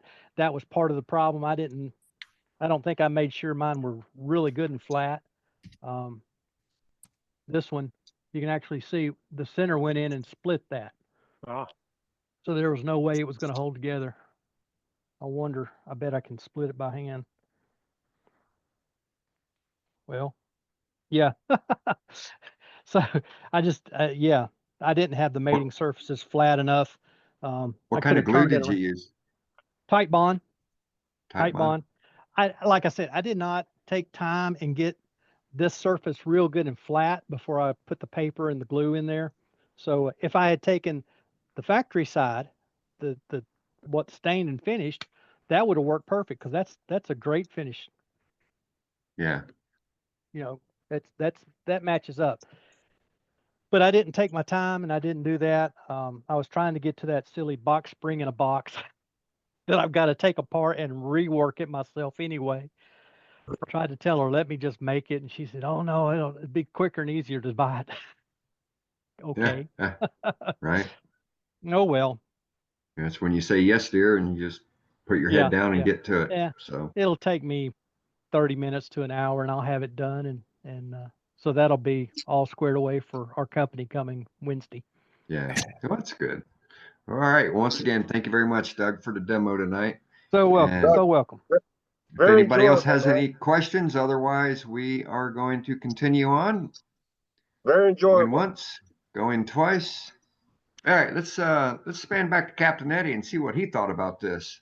I like it. I like it. Another novelty for the dinner table or a meeting, and it goes very well. And like you have so much versatility with that, with different woods you can all from the floor to shop, different woods you can use and different ideas. And if you haven't played around with your ducks, Chuck, that is a project for it. Yeah, you're right. Think about the offsets in the centers and get all those out of one. The more you learn to play with those points and on something simple like this, the more you'll understand how much art you can put into it with the tools that you're limited to or have available to you. There's no magic to it. It really isn't. There's no gizmo or gimmick that he showed you tonight. It was just pure D talent. A lot of good tool usage and a lot of technique. I like that. I'm looking for some more of that, folks. You are too. We're looking for members that have those ideas and can share them with us. And I like the simple little ideas. I like to see what you come up with. And the things that make, okay, if you go, wow, you know what I can do with that? You know, I need to put something over the top of the nose and a bib on it and all that. Or take it over to Matt's house and decorate the hell out of it. You can. I mean, just think of how with that open. Al said a while ago, you open doors. You opened up the whole side of the barn without the doors. That is just the beauty of what we do here tonight and every Wednesday evening. I'm looking for more ideas like that, plenty more. And we've seen some things tonight pop up, and you've seen some items that we show you in gallery. And don't forget, every other week, this is available to you. Woodturners Worldwide is our newsletter. And every other week, it comes out, it's published. JJ does a good job to it. It's using input that you provide, photographs that you generate and put on it. Oh, he can't go shopping for photographs on Facebook or in those other sites. No, you need to email a photograph to him to editor@worldwidewoodturners.org. It's just that simple. And really it's as simple as putting it in any other place, but you'll see some of the fantastic art we've seen here tonight. And you've seen some examples of what you can twist around and play with and all. The Duxbury was talking about his little saucer. Well, there it is, right there. It's in a newsletter tonight. That's one of the items that Jim made. So we can get a closer look at it and try to figure out how he did that. So he showed that. I was putting it together thinking, man, you do a V wedge. You put something in a wedge. And you can actually do that with, and I was right along with you, Jim. How do you clamp it? How do you hold it? How do you way to do it? And I'm in this rubber band thing. I love rubber bands for holding things in. And just to play with that and twist it up a little bit and see what you come up with. And hey, don't get stuck on that. If you can put a V in, you can put a dot in. Yeah. And then a couple of the other things, which seems some of our more seasoned members pop in and give us items lately. And we got a great article about a center finder, and that came from a member, and that all goes into Woodturners Worldwide. and it's your newsletter. When you print this out or share it with somebody, share it with a friend and let them know that this is free. This is their wood turning club, not ours. It's their wood turning club. It's worldwide. And we're looking to generate more and more interest. And to do that, we need more and more help with. So we're looking to do that. And don't forget, Level Up is coming up in September of 2026.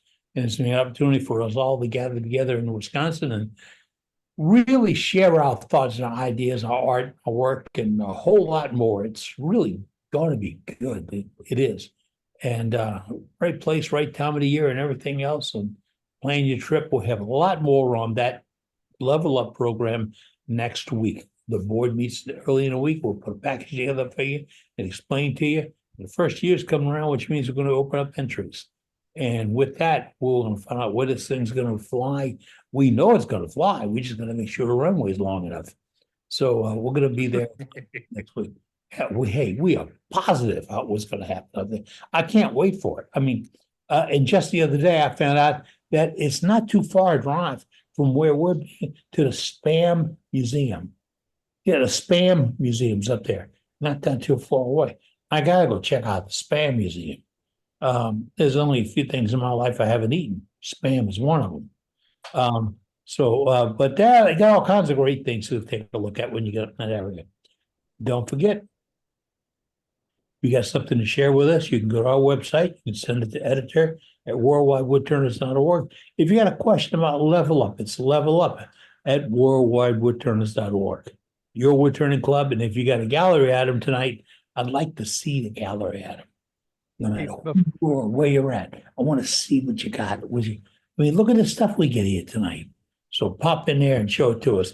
We didn't get Brent Safety Sue in with us this evening, but what we've seen tonight is got to make us all go back to some of the basics of safety.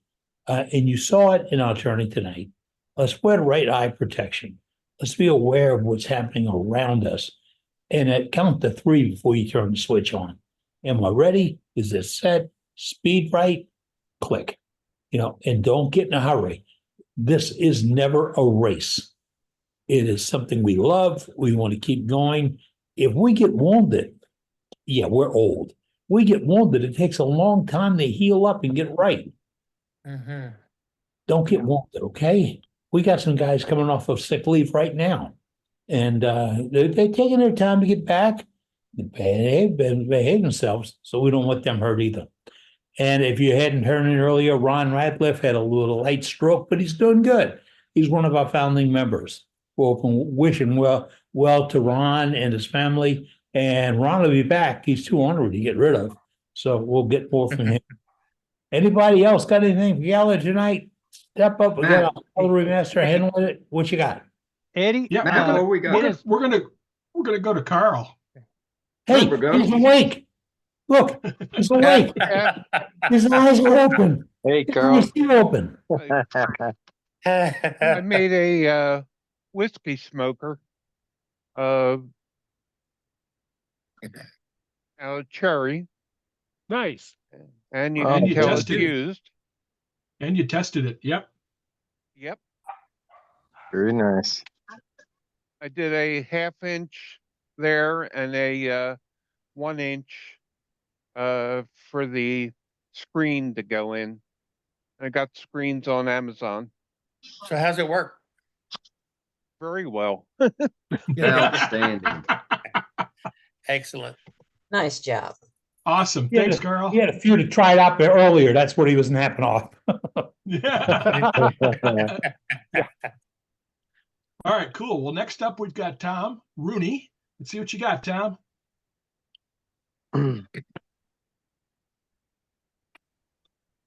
So a guy from San Diego brought up a load of Torrey pine, which I'd never heard of before, but I made a calabash bowl from it.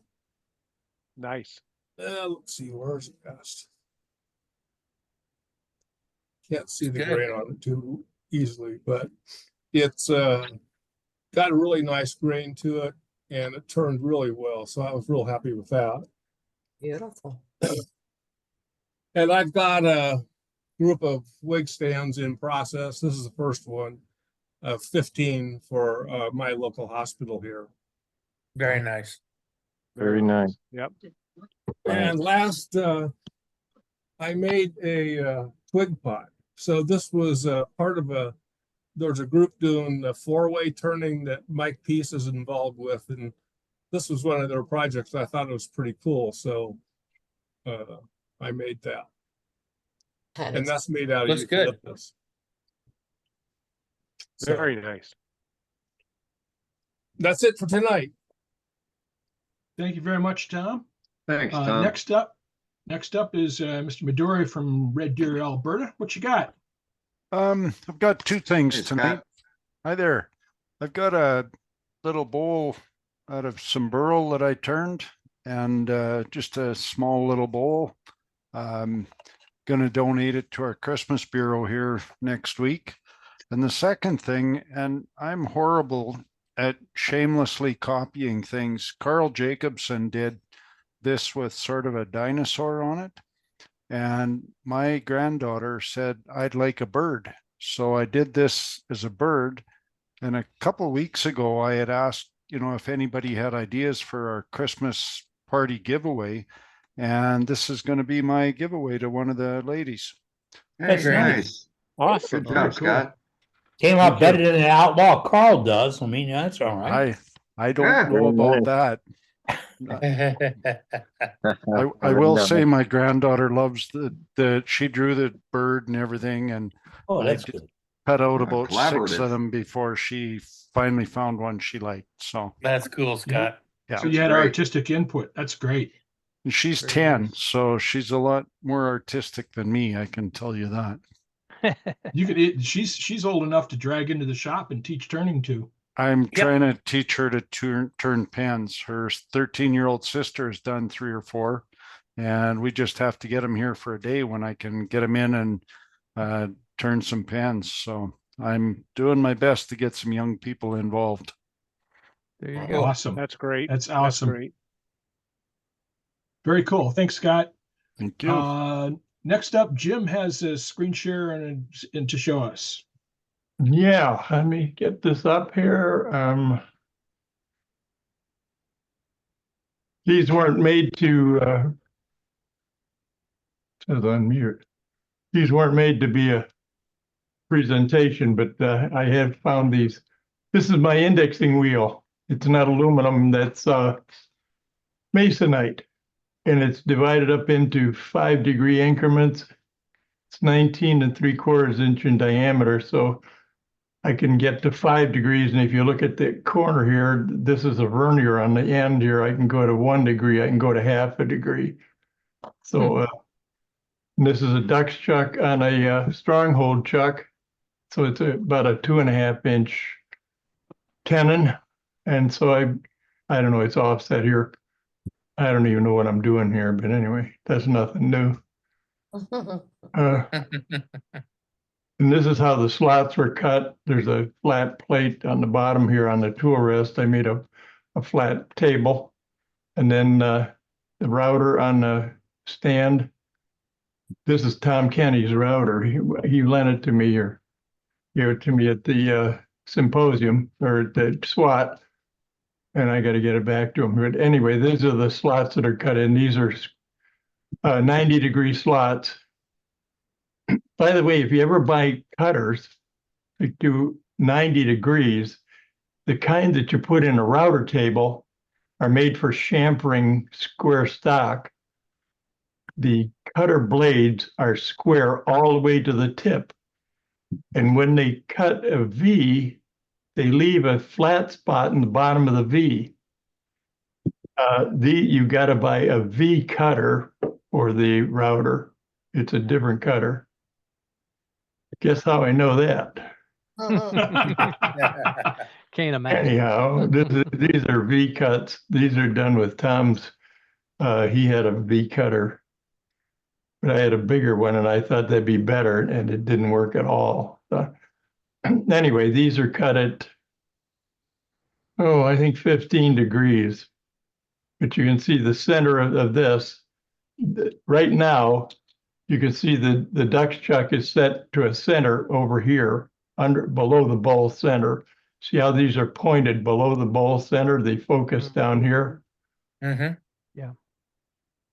So the bowl center's here, and now the cavity will be turned up here. This is what it looks like when you got them laid out. These are the little sticks that get glued into slots. And these are the centers. It's been laid out. These are the centers. I plowed out the center below here, but anyway, this was a test cut. Took this other center out, but this is probably the center of the bowl, and this is going to be the center of the cavity. This will be the cavity out here.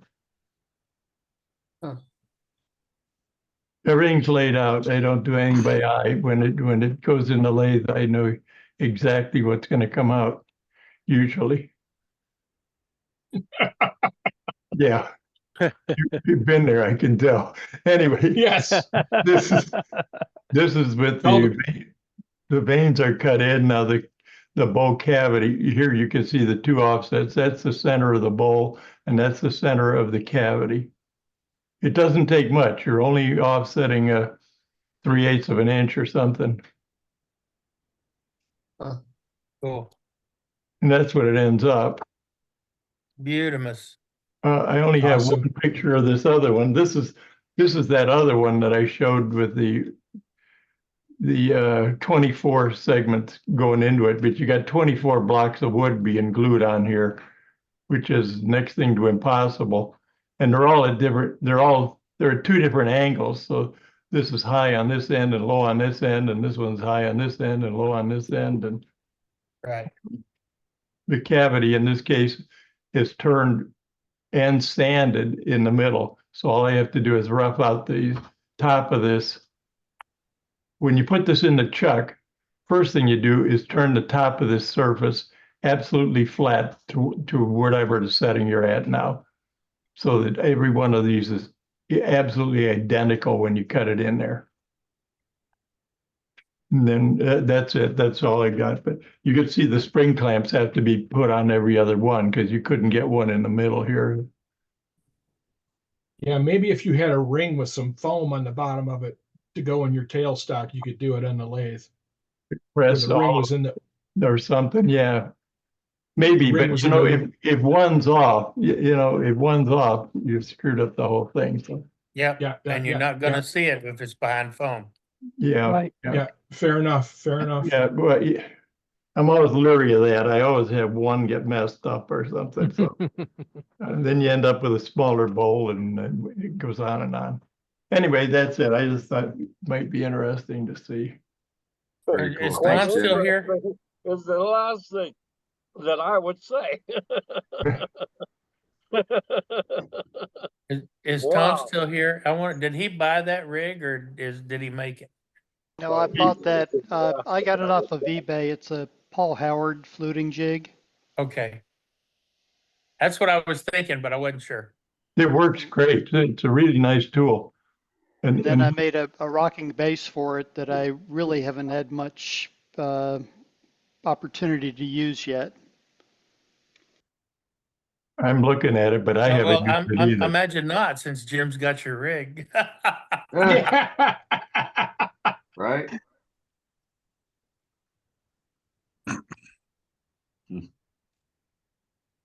Okay, that's all I've got on my list, Dane. That's it, huh? Yeah, I can spotlight you and Oh, we can go to goodness. something else or make Well- another call for anybody with anything to show. Please let us Well, know in somebody, chat. if somebody has anything to show that they've been working on or making or anything like that, let us know in the chat. But I'd like to go back and resume our conversation on somebody stepping up and showing a piece and inquiring about how somebody else would make it, or what could be done to enhance the parameters of it to make it an even more fantastic piece. So I don't know if we have anything on anybody in the group that would be willing to step up for that. There's been several of us that's done that already. I've done it. Scott Teague's done it. Doug did it last week. nothing to be ashamed about. I don't know, Matt, you got anything?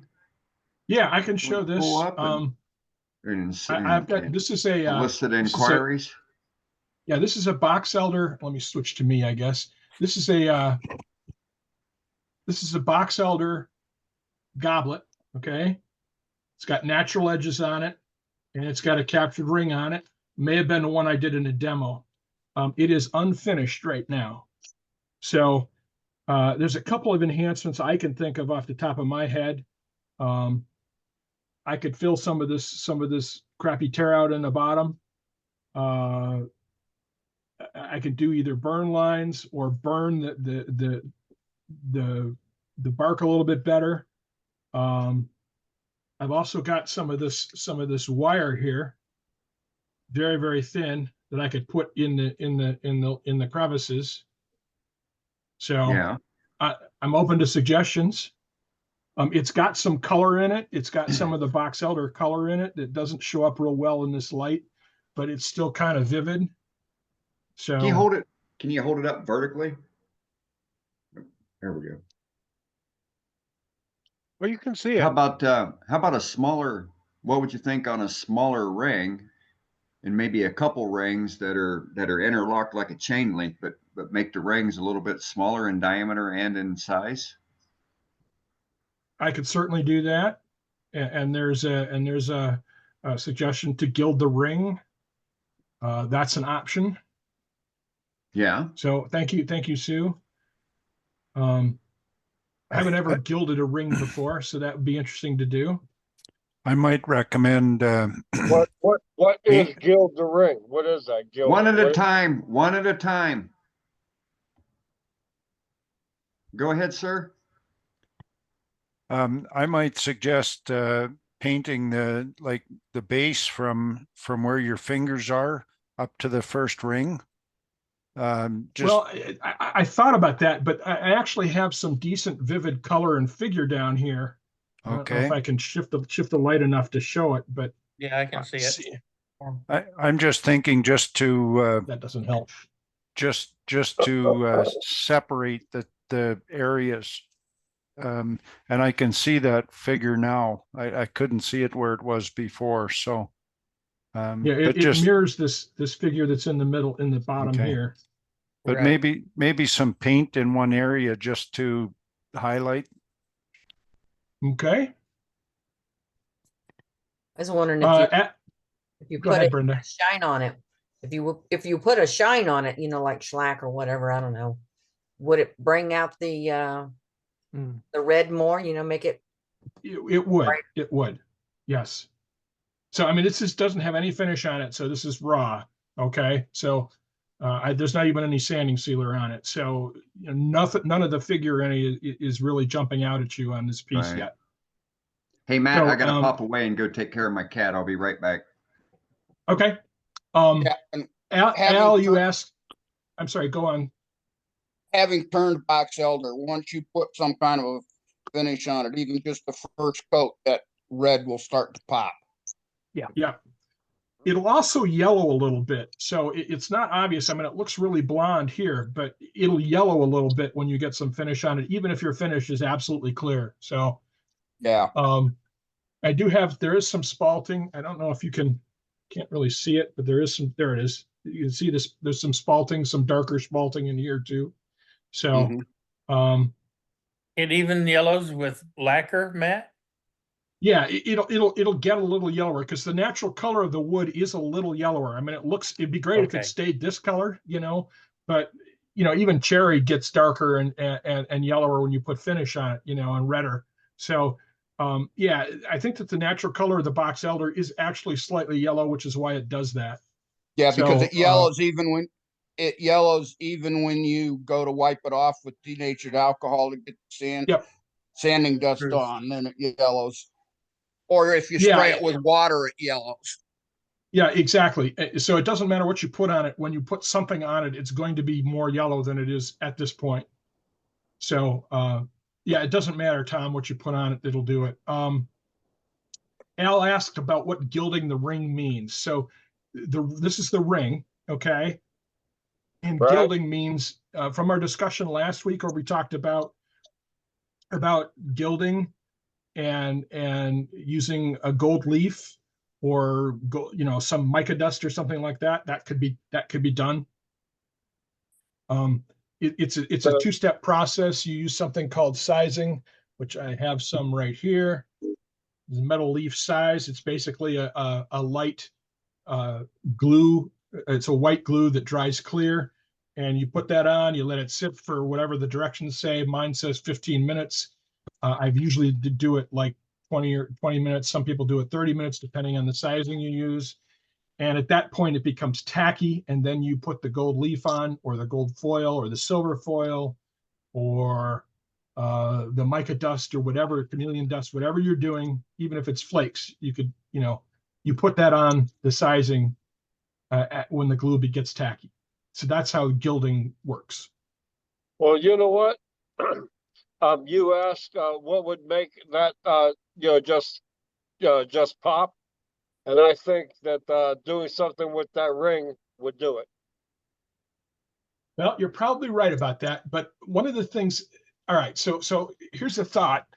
I did that same process with mica dust on this, and you can see this has got chameleon dust on it. Okay, and I don't know if you can see it, but it changes color from the blue to the red. This finial does. Okay, It's not changing in that light, but that's all right. yeah, I mean it does it a little bit. So to compare and contrast, let me see if I can do this right. Okay, so this bit of the finial just has blue metallic paint on it. Okay, so let me twist it like this. This just has the blue metallic paint on it. This bit has the blue to red chameleon dust on it. Okay, so you can see the difference a little bit in the difference between this bit and this bit. Okay, and it's much more pronounced here in person. So let me grab a little something here. I think this is it.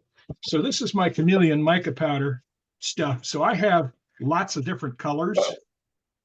So I've got golds and reds and silvers and greens and light blue and red blue and so on. So I've got some options here. Okay, so I can make that ring any of these colors using that same idea.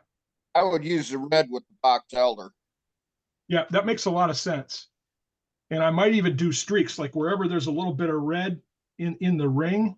Like I don't know if you can see it here, but there's a little bit of red in the ring here. So maybe do it in stripes or something, or where the ring, where the ring itself is red. A little bit of a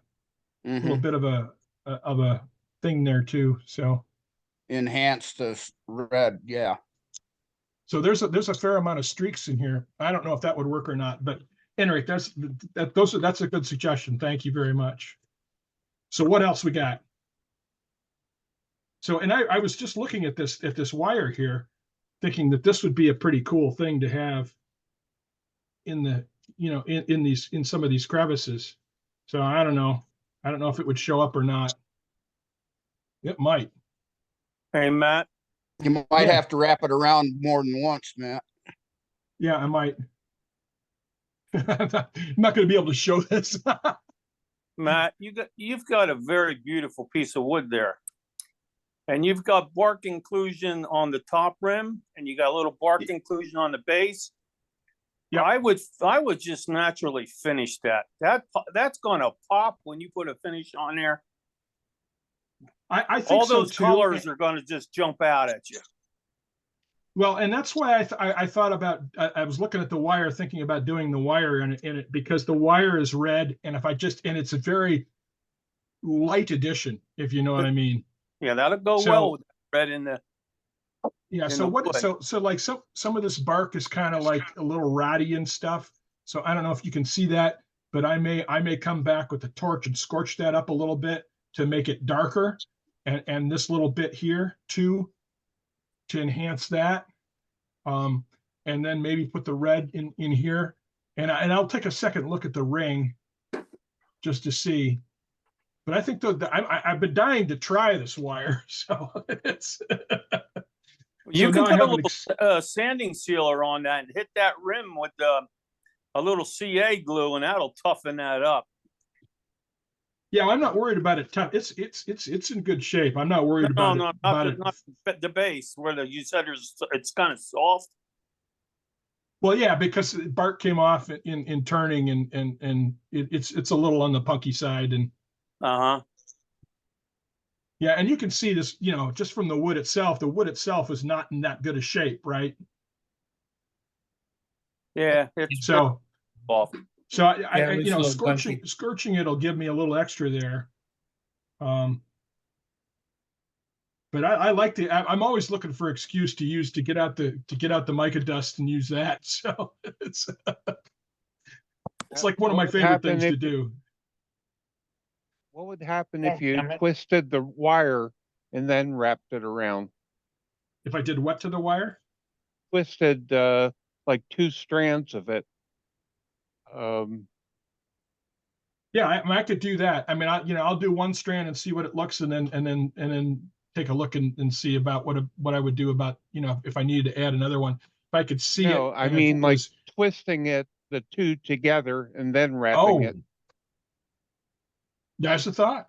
I like that too. Yeah, that's a good idea. I haven't tried that ever. So,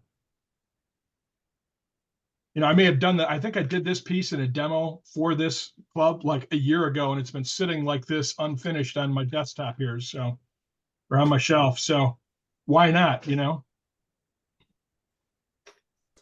All right. So thank you very much, folks. It's a lot of good suggestions.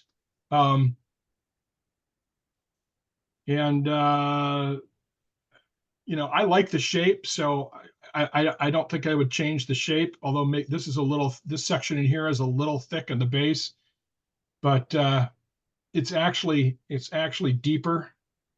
The bottom of it is down about here on the inside, just so you guys know. So anyway, any other comments or questions? Any other comments or questions or suggestions? Did you get some good ideas from that, Matt? Oh yeah.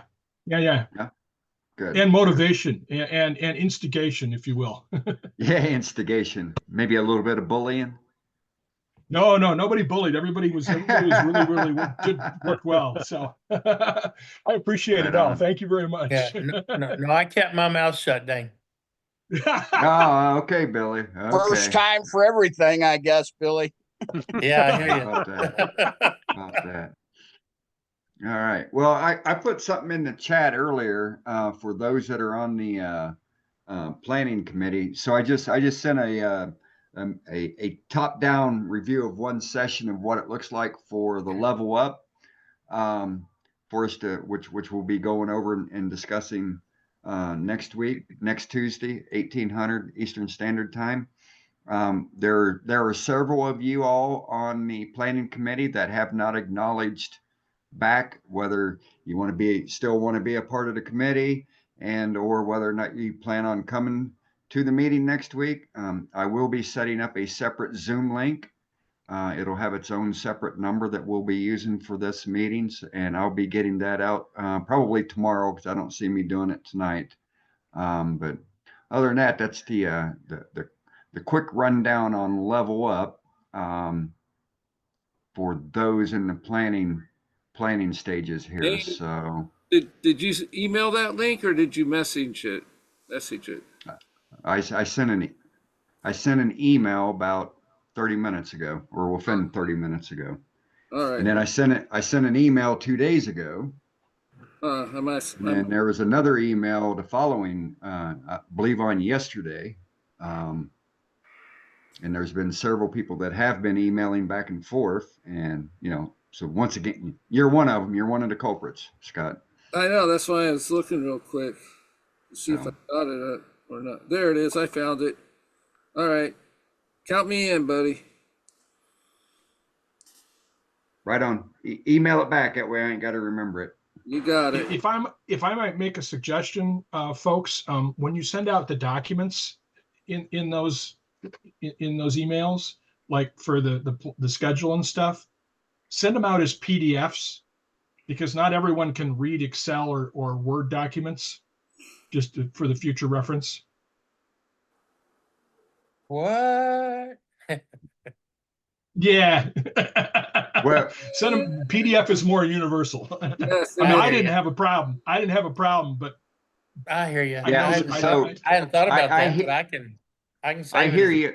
I oh. hear you, but everybody on this group has Excel. Yeah, And that'd be a nightmare because every update. and if they can't read it, you know what they need to do? They need to respond back and say, "Hey, I can't read this." Can you put it So- in a different format? It'd be a nightmare to have to do every update into a PDF to send it out, to do another update, to put it into a true. PDF to send it Very out. true. It's just more Especially as work often that as I'm making needs to be changes. done. you just instead of saving it as the new version, you just save it as a PDF. I get it. I get it. Matt, well aware of it, but like I said, everybody's got Excel. It's a universal. I mean, it's a free app. It Not doesn't anymore. work on Apple machines. That's my point. Okay. If you can't if you open got it it- on your computer, open it on your phone. It'll work, no problem.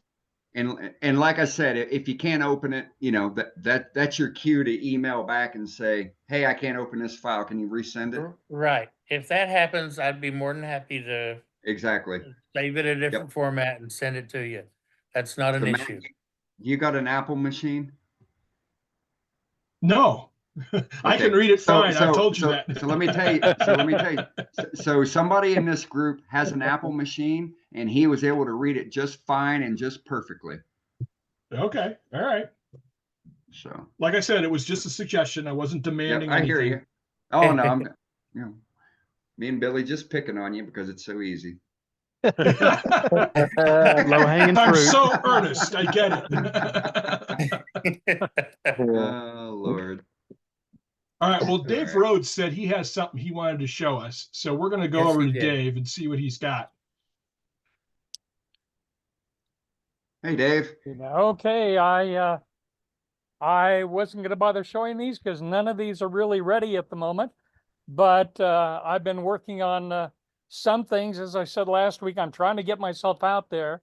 I haven't finished any of these. I think they're all sycamore.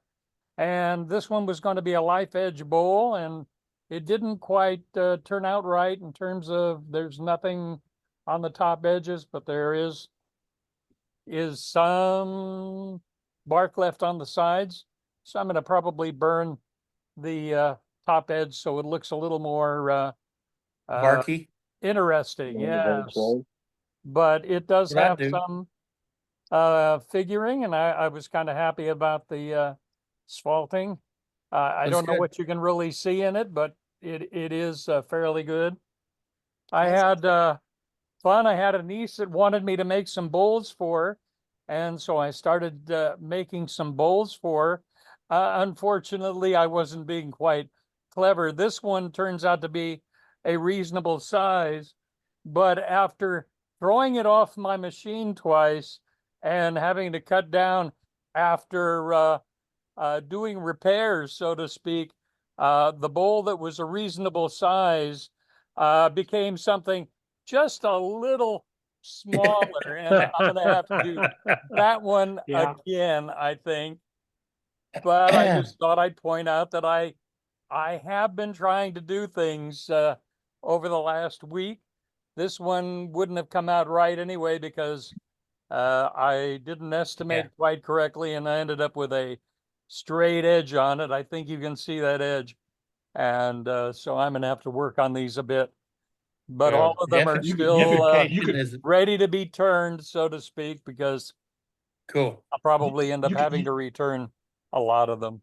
But I'm getting Yeah, out there. and Yeah, I'm you happy Identification about is a that. natural occurrence, You- Dave. You already knew you were gonna do it again.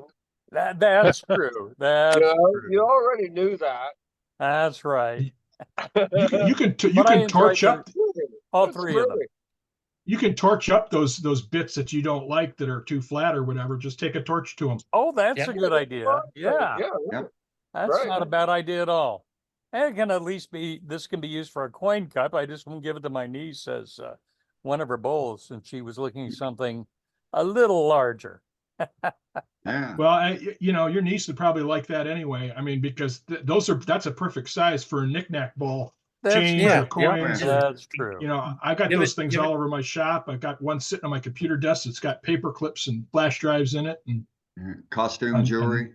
Yeah, give it to Absolutely. her with the set and call it a bonus. Absolutely. go. I'll Right. do that.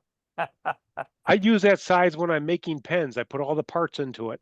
Oh, that's a good Yeah. idea. Take them Yeah. out as I need them. I got a ton of those that size because that's the size I made when I was learning how to do bowls.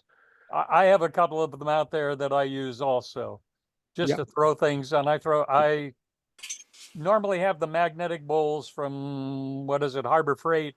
But I Yeah. also have a couple of my own turn bowls that I just throw screws and things in out in the garage, out in the shed.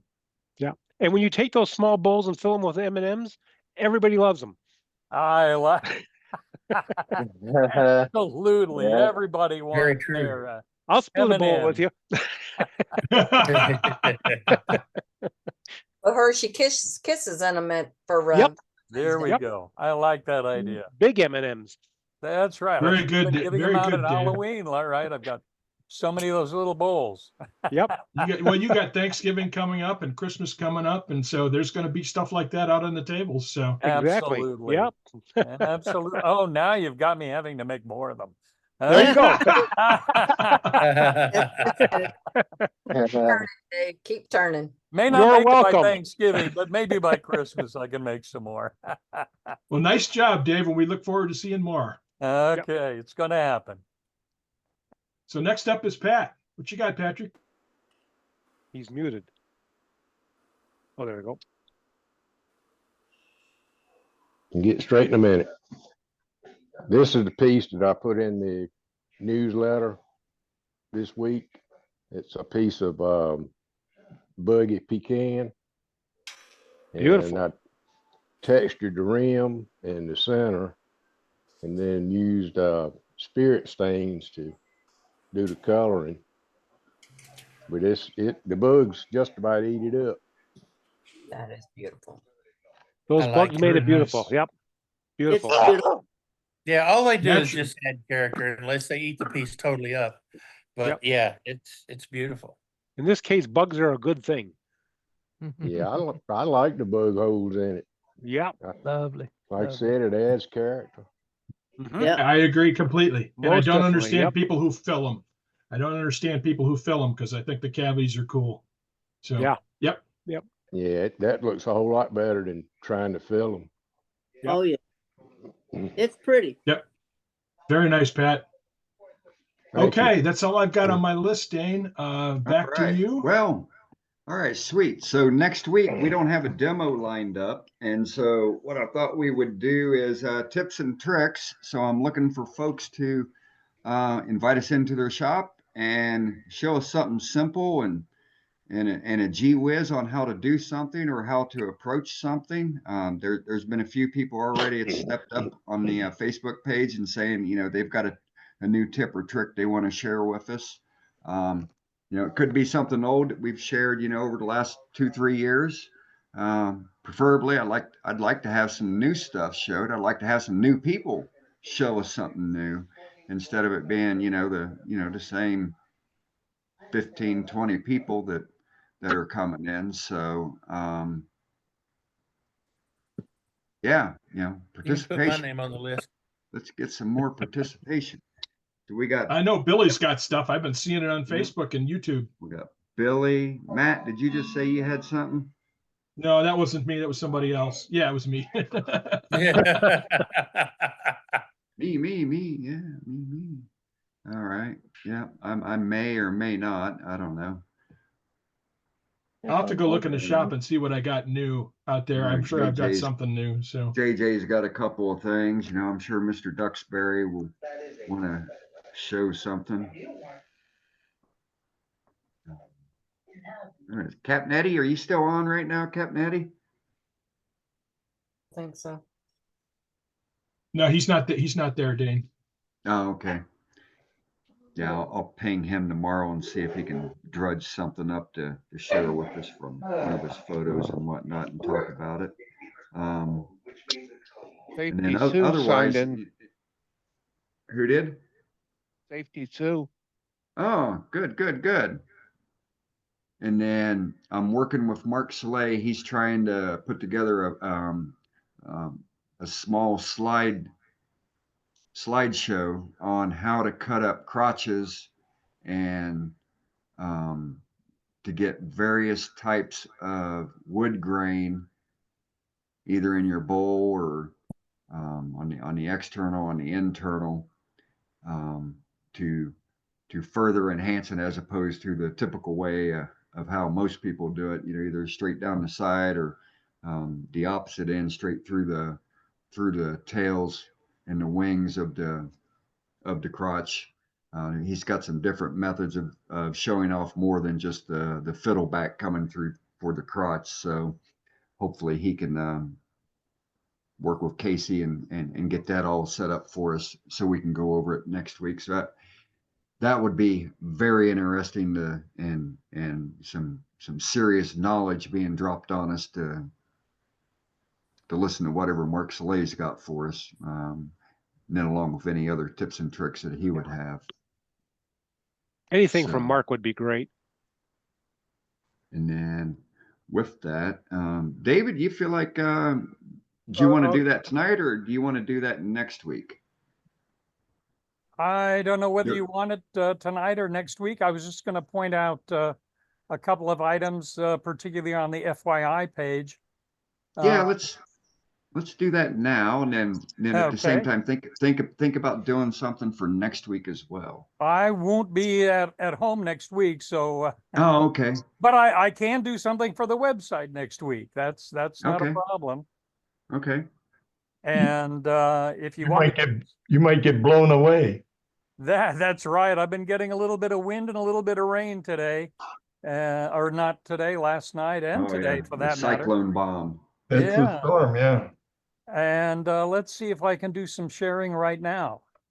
Let's see. I'm just going to point out that I'm not sure whether you're seeing it or not now. I'm not seeing it, but I see we are. inlay strips. You stains, are. Okay, ducting. good. I'm glad you're seeing it because it suddenly vanished off my screen.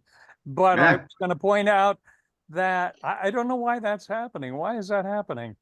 Are you now seeing my main screen or are you seeing the shared screen? We see we're a seeing- shared window. You're seeing Shared a- window.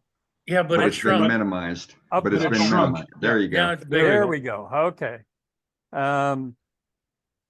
Wow, that's weird.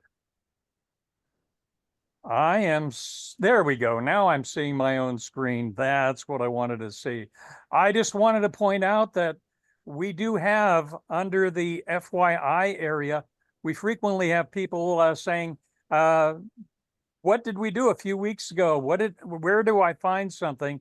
And we do have an FYI page where I kind of put together some of the stuff that we talk about. I'm not getting everything, but you can see like last week we had the item on the candle holders, and cool, we've yeah. got some stuff from way back. So if you are kind of a few weeks behind and are looking for something like the multi-axis spinning and where you can get it or what it is, we do have this page. You can see the wizardry from last week's comments, and just wanted to point that out because I'm not sure anybody knew that that page even existed. It also, I it may- didn't. there we go. It may not even be literally on this page. I may have simply defined something as stains and dyes. And if you click this page, you go to someplace that suggests things about stains and dyes. And if you click this, it goes to a section that defines tool rests. So it's not just this tool rest. You may find the, what's it called? J tool rest? Yeah, you know, and things on lasers. So everybody ought to know that you may not find it on this page, but if you comment on it and you put a link in the chat, I try to put it in there. So you'll get this stuff on the website. And I'll come up with something else to describe on the website for next week. I don't want to give away too much because there really isn't all that much. Oh, and we kind of gave up on these things last year. I haven't been doing a lot of the wig stands or the pens lately. We've been getting a few people coming up with pens, but if you want to comment in the meeting about something that you've done in this way, I'm still happy to put those in. And we've also got some new safety notes. Oh, what else? And we've got frequently asked questions. If you have a frequently asked question you want me to find out about, ask about it in the meeting, and maybe we can add it under frequently asked questions. For example, somebody was asking about marks. Well, that's not marks. I've got some that are actually about marks, roughing gouge. Oh, that's from it's not Mark either. Wow, look at the head on I that don't know guy. where I've got it, come to think of it. Maybe I don't have it. That's screw sharpening. I know that someplace on the website I've come up with something about Mark Soleil and his cutting techniques. So also please give me things from your list because we have things.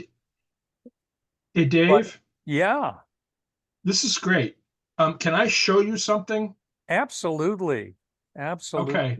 So this is just an observation when I was going through the website. I am using Windows 8.1 on this machine, and I'm using Firefox, the browser. So let me share. Please do share. This. Is it doing something wrong? Is that what you're about to No. Oh, but when I'm here, and I don't know what you're seeing, but can you see the menu here? Right. So the background and it looks like you've changed it very recently, because this background was darker and I was having trouble reading the actual lettering, the black lettering. So it looks like you've lightened up the background a little bit. So this is better. But okay. It's better than it was, say, last week. Okay. Okay. I didn't make any modifications. I'm not sure what happened, but I'm glad it's better. If you have any other suggestions on readability, please mention them to me. And I'm not just talking about you. I mean, anybody can mention it. Yeah. I know I've had websites that put red over green or vice versa, and I'm colorblind and can't see it. So what I would suggest with this is either make this the menu button background a little darker or a little lighter, or make it darker and then make the lettering white, and then make the highlight lettering a different color, like a light blue or a light red or something like that, just so that the contrast was wider, if you will. Okay, I'm going to make the background lighter, if you don't mind. Okay. All right, but then that washes out the white. So the lighter. I will change the white. Absolutely. Okay, great. All right, thank you. Thank you very much. Hey, Dave. Dave. Yeah. When you go to you click on indexing wheels from the FYI page, there's two links. One by Bob Grinstead and one from Ron Radliff. Right. The Bob Grinstead link yields a 404 page not found error. Oh, okay. Thank you. I will correct that. That's all I got. All right. Since let me know anytime there's a broken link. Roger that. We can do that. Dave, I got to tell you that since the last time I looked at the FYI, which wasn't too long ago, the change to icons instead of just a list is fantastic. I really like that. I really like that. Good. I'm glad you like that. Good. As I say, any comments you've got, please let me know, because I'm happy to modify it. So on the index wheel thing, I did a demo for the club not too long ago where I made my own index wheel. And I made my own little doohickey to index it with. So I don't know if you want to include that in that section or not, but it's up to you. I would love to. Send it to him. Send it to Yes. him, Matt. Well, it's Yeah, on the I- website somewhere, so.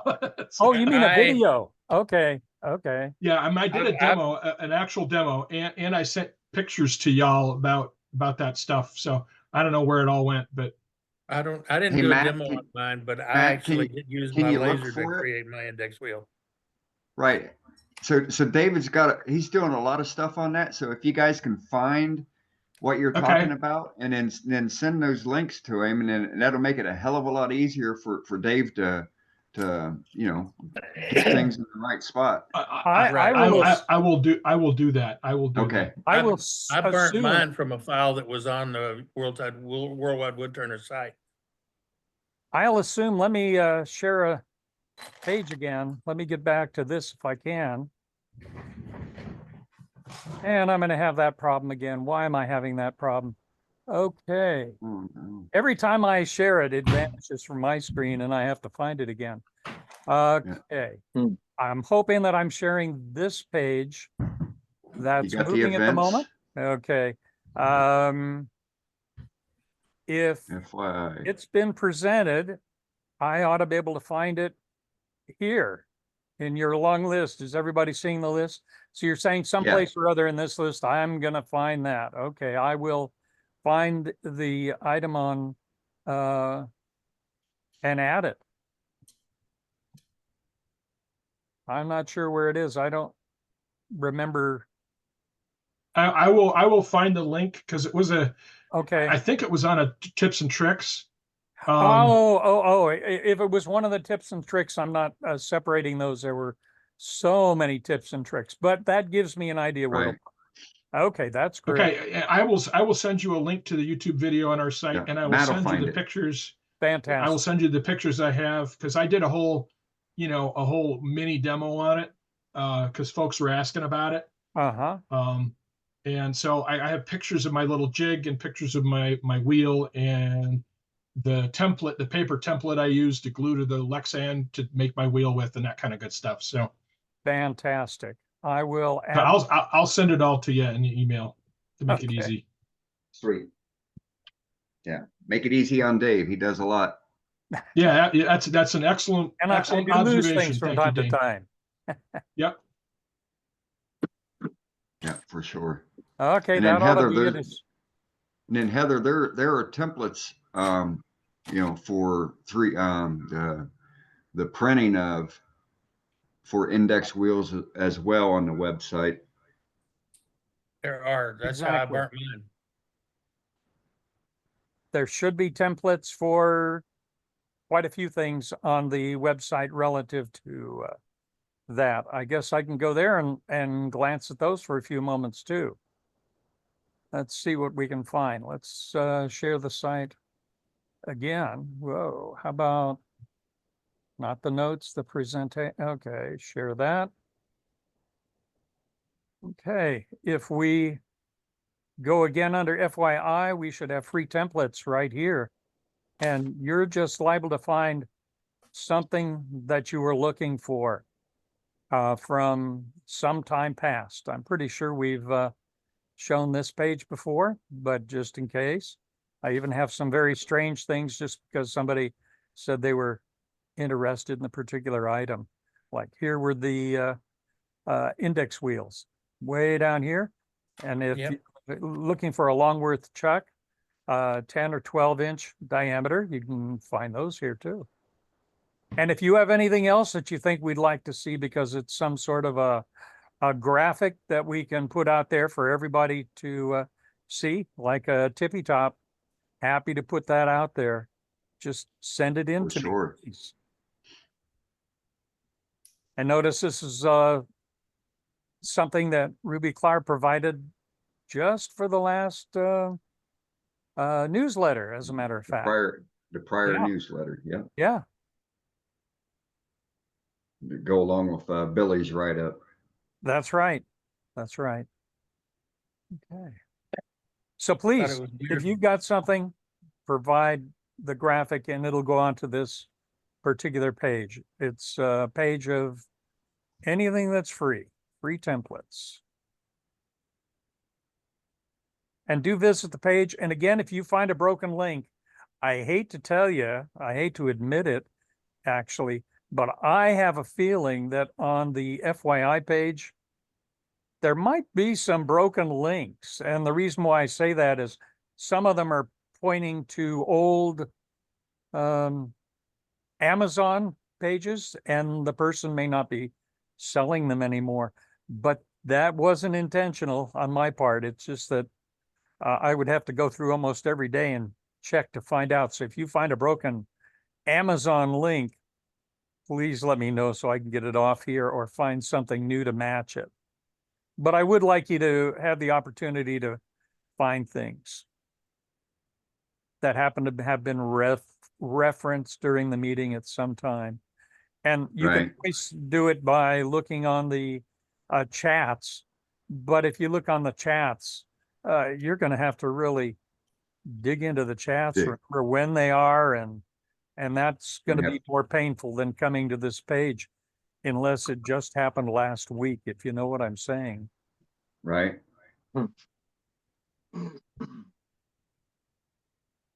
And you can find the chats right about here, and they go back for quite a ways.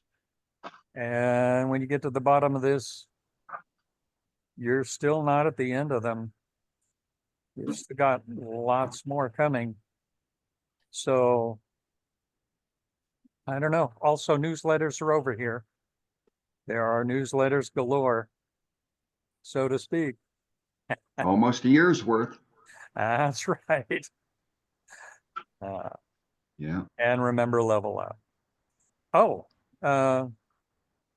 here's a reference again, a reminder about the FYI section and the sort of things that you'll find there. Yeah, it's a good quick link.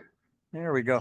So I think I just used up anything that I might have said for next week, but I'll come up with something. I've got to. No, that's all right. Yeah, you can do it again because we only got about 40 people on right now. So Okay, I'll do it again next week. Happy that'll to do work. that. Happy to do And it. some of the ones on right now probably weren't they're dialed into one Oh, well, no, specific I feature. was, So I was. This is fantastic, Dave. Thanks. yeah, sure is. I'll tell you, my goodness.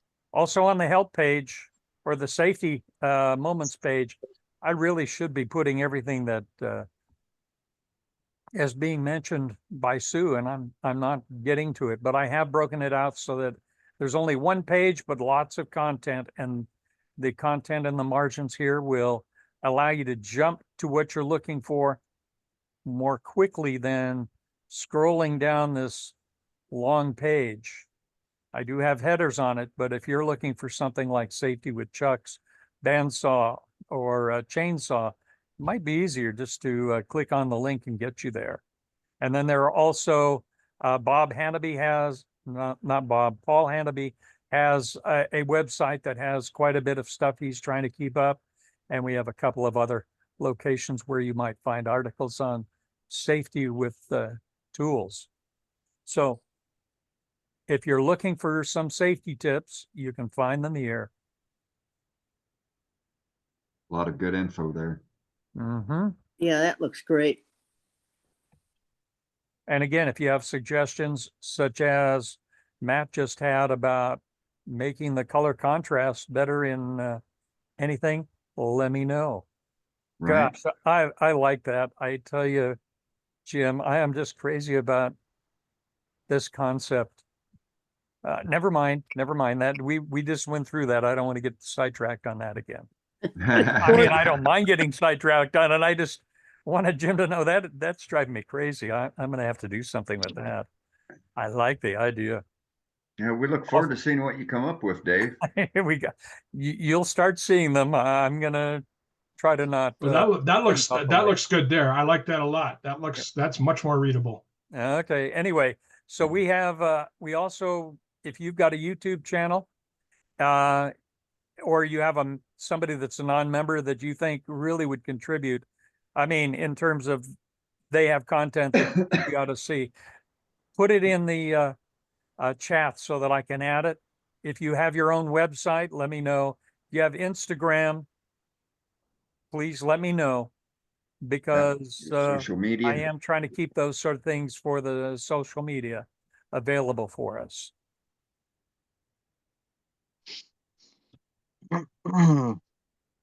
This gallery is not up to date. I hate to tell you, I'm not sure what I'm going to do with this gallery, and I'm going to comment on it right now so that maybe somebody can tell me what to do with the gallery.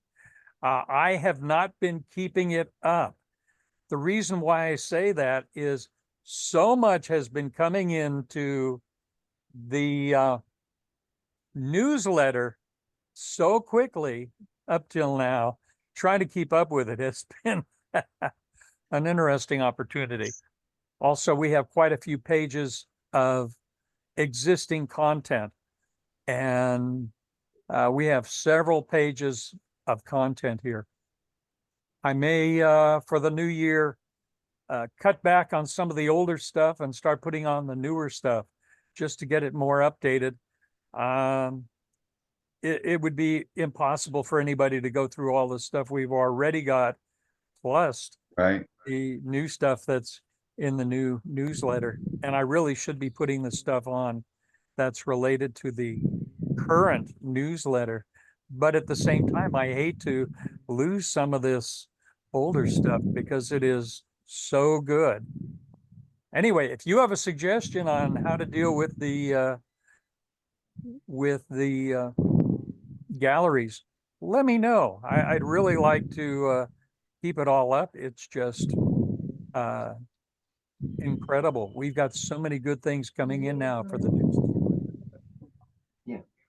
Could you break it up by year or something? So people. I didn't want to make it play. Well, maybe I could break it out by year. That's an interesting idea. much? I'd rather we do it. Well, you can delete all that junk by that Billy Burt guy. I see. Okay, well, I'll think about that. No, I won't.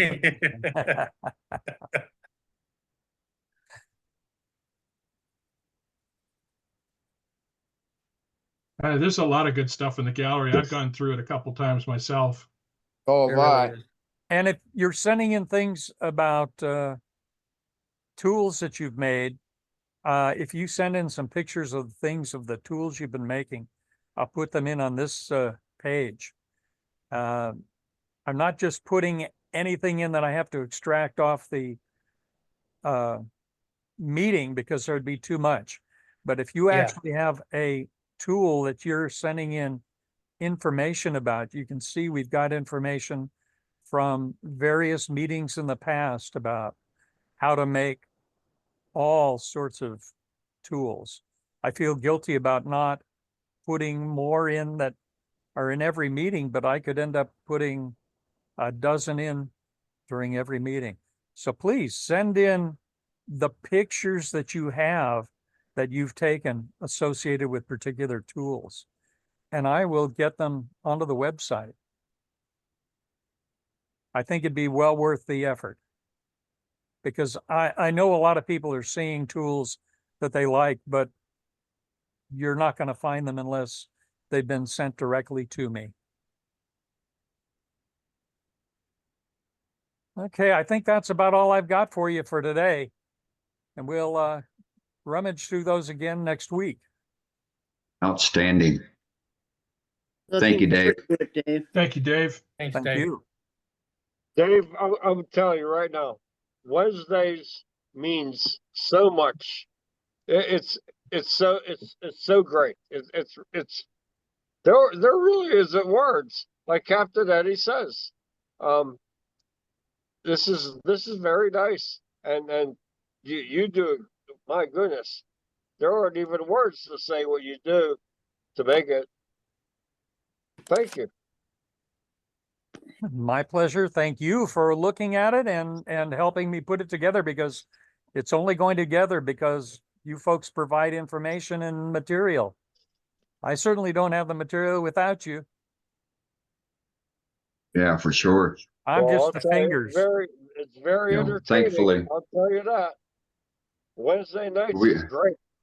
We have a hell of a nucleus here, so we're almost we at the do. top of the hour, so we're just going to go ahead and and call this for the official meeting. And this will be the demarcation point for the after hours meeting. So for those that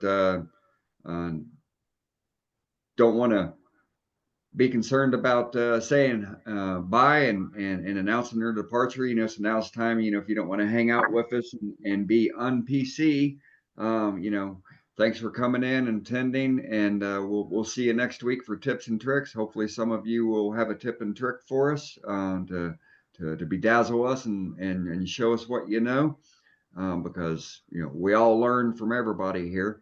And then for the rest, you know, those that want to hang out, I'm going to leave the meeting open for, you know, probably, you know, 1 hour, 2 hour, maybe 6 hours. Who knows? We'll just play it by ear. Who knows?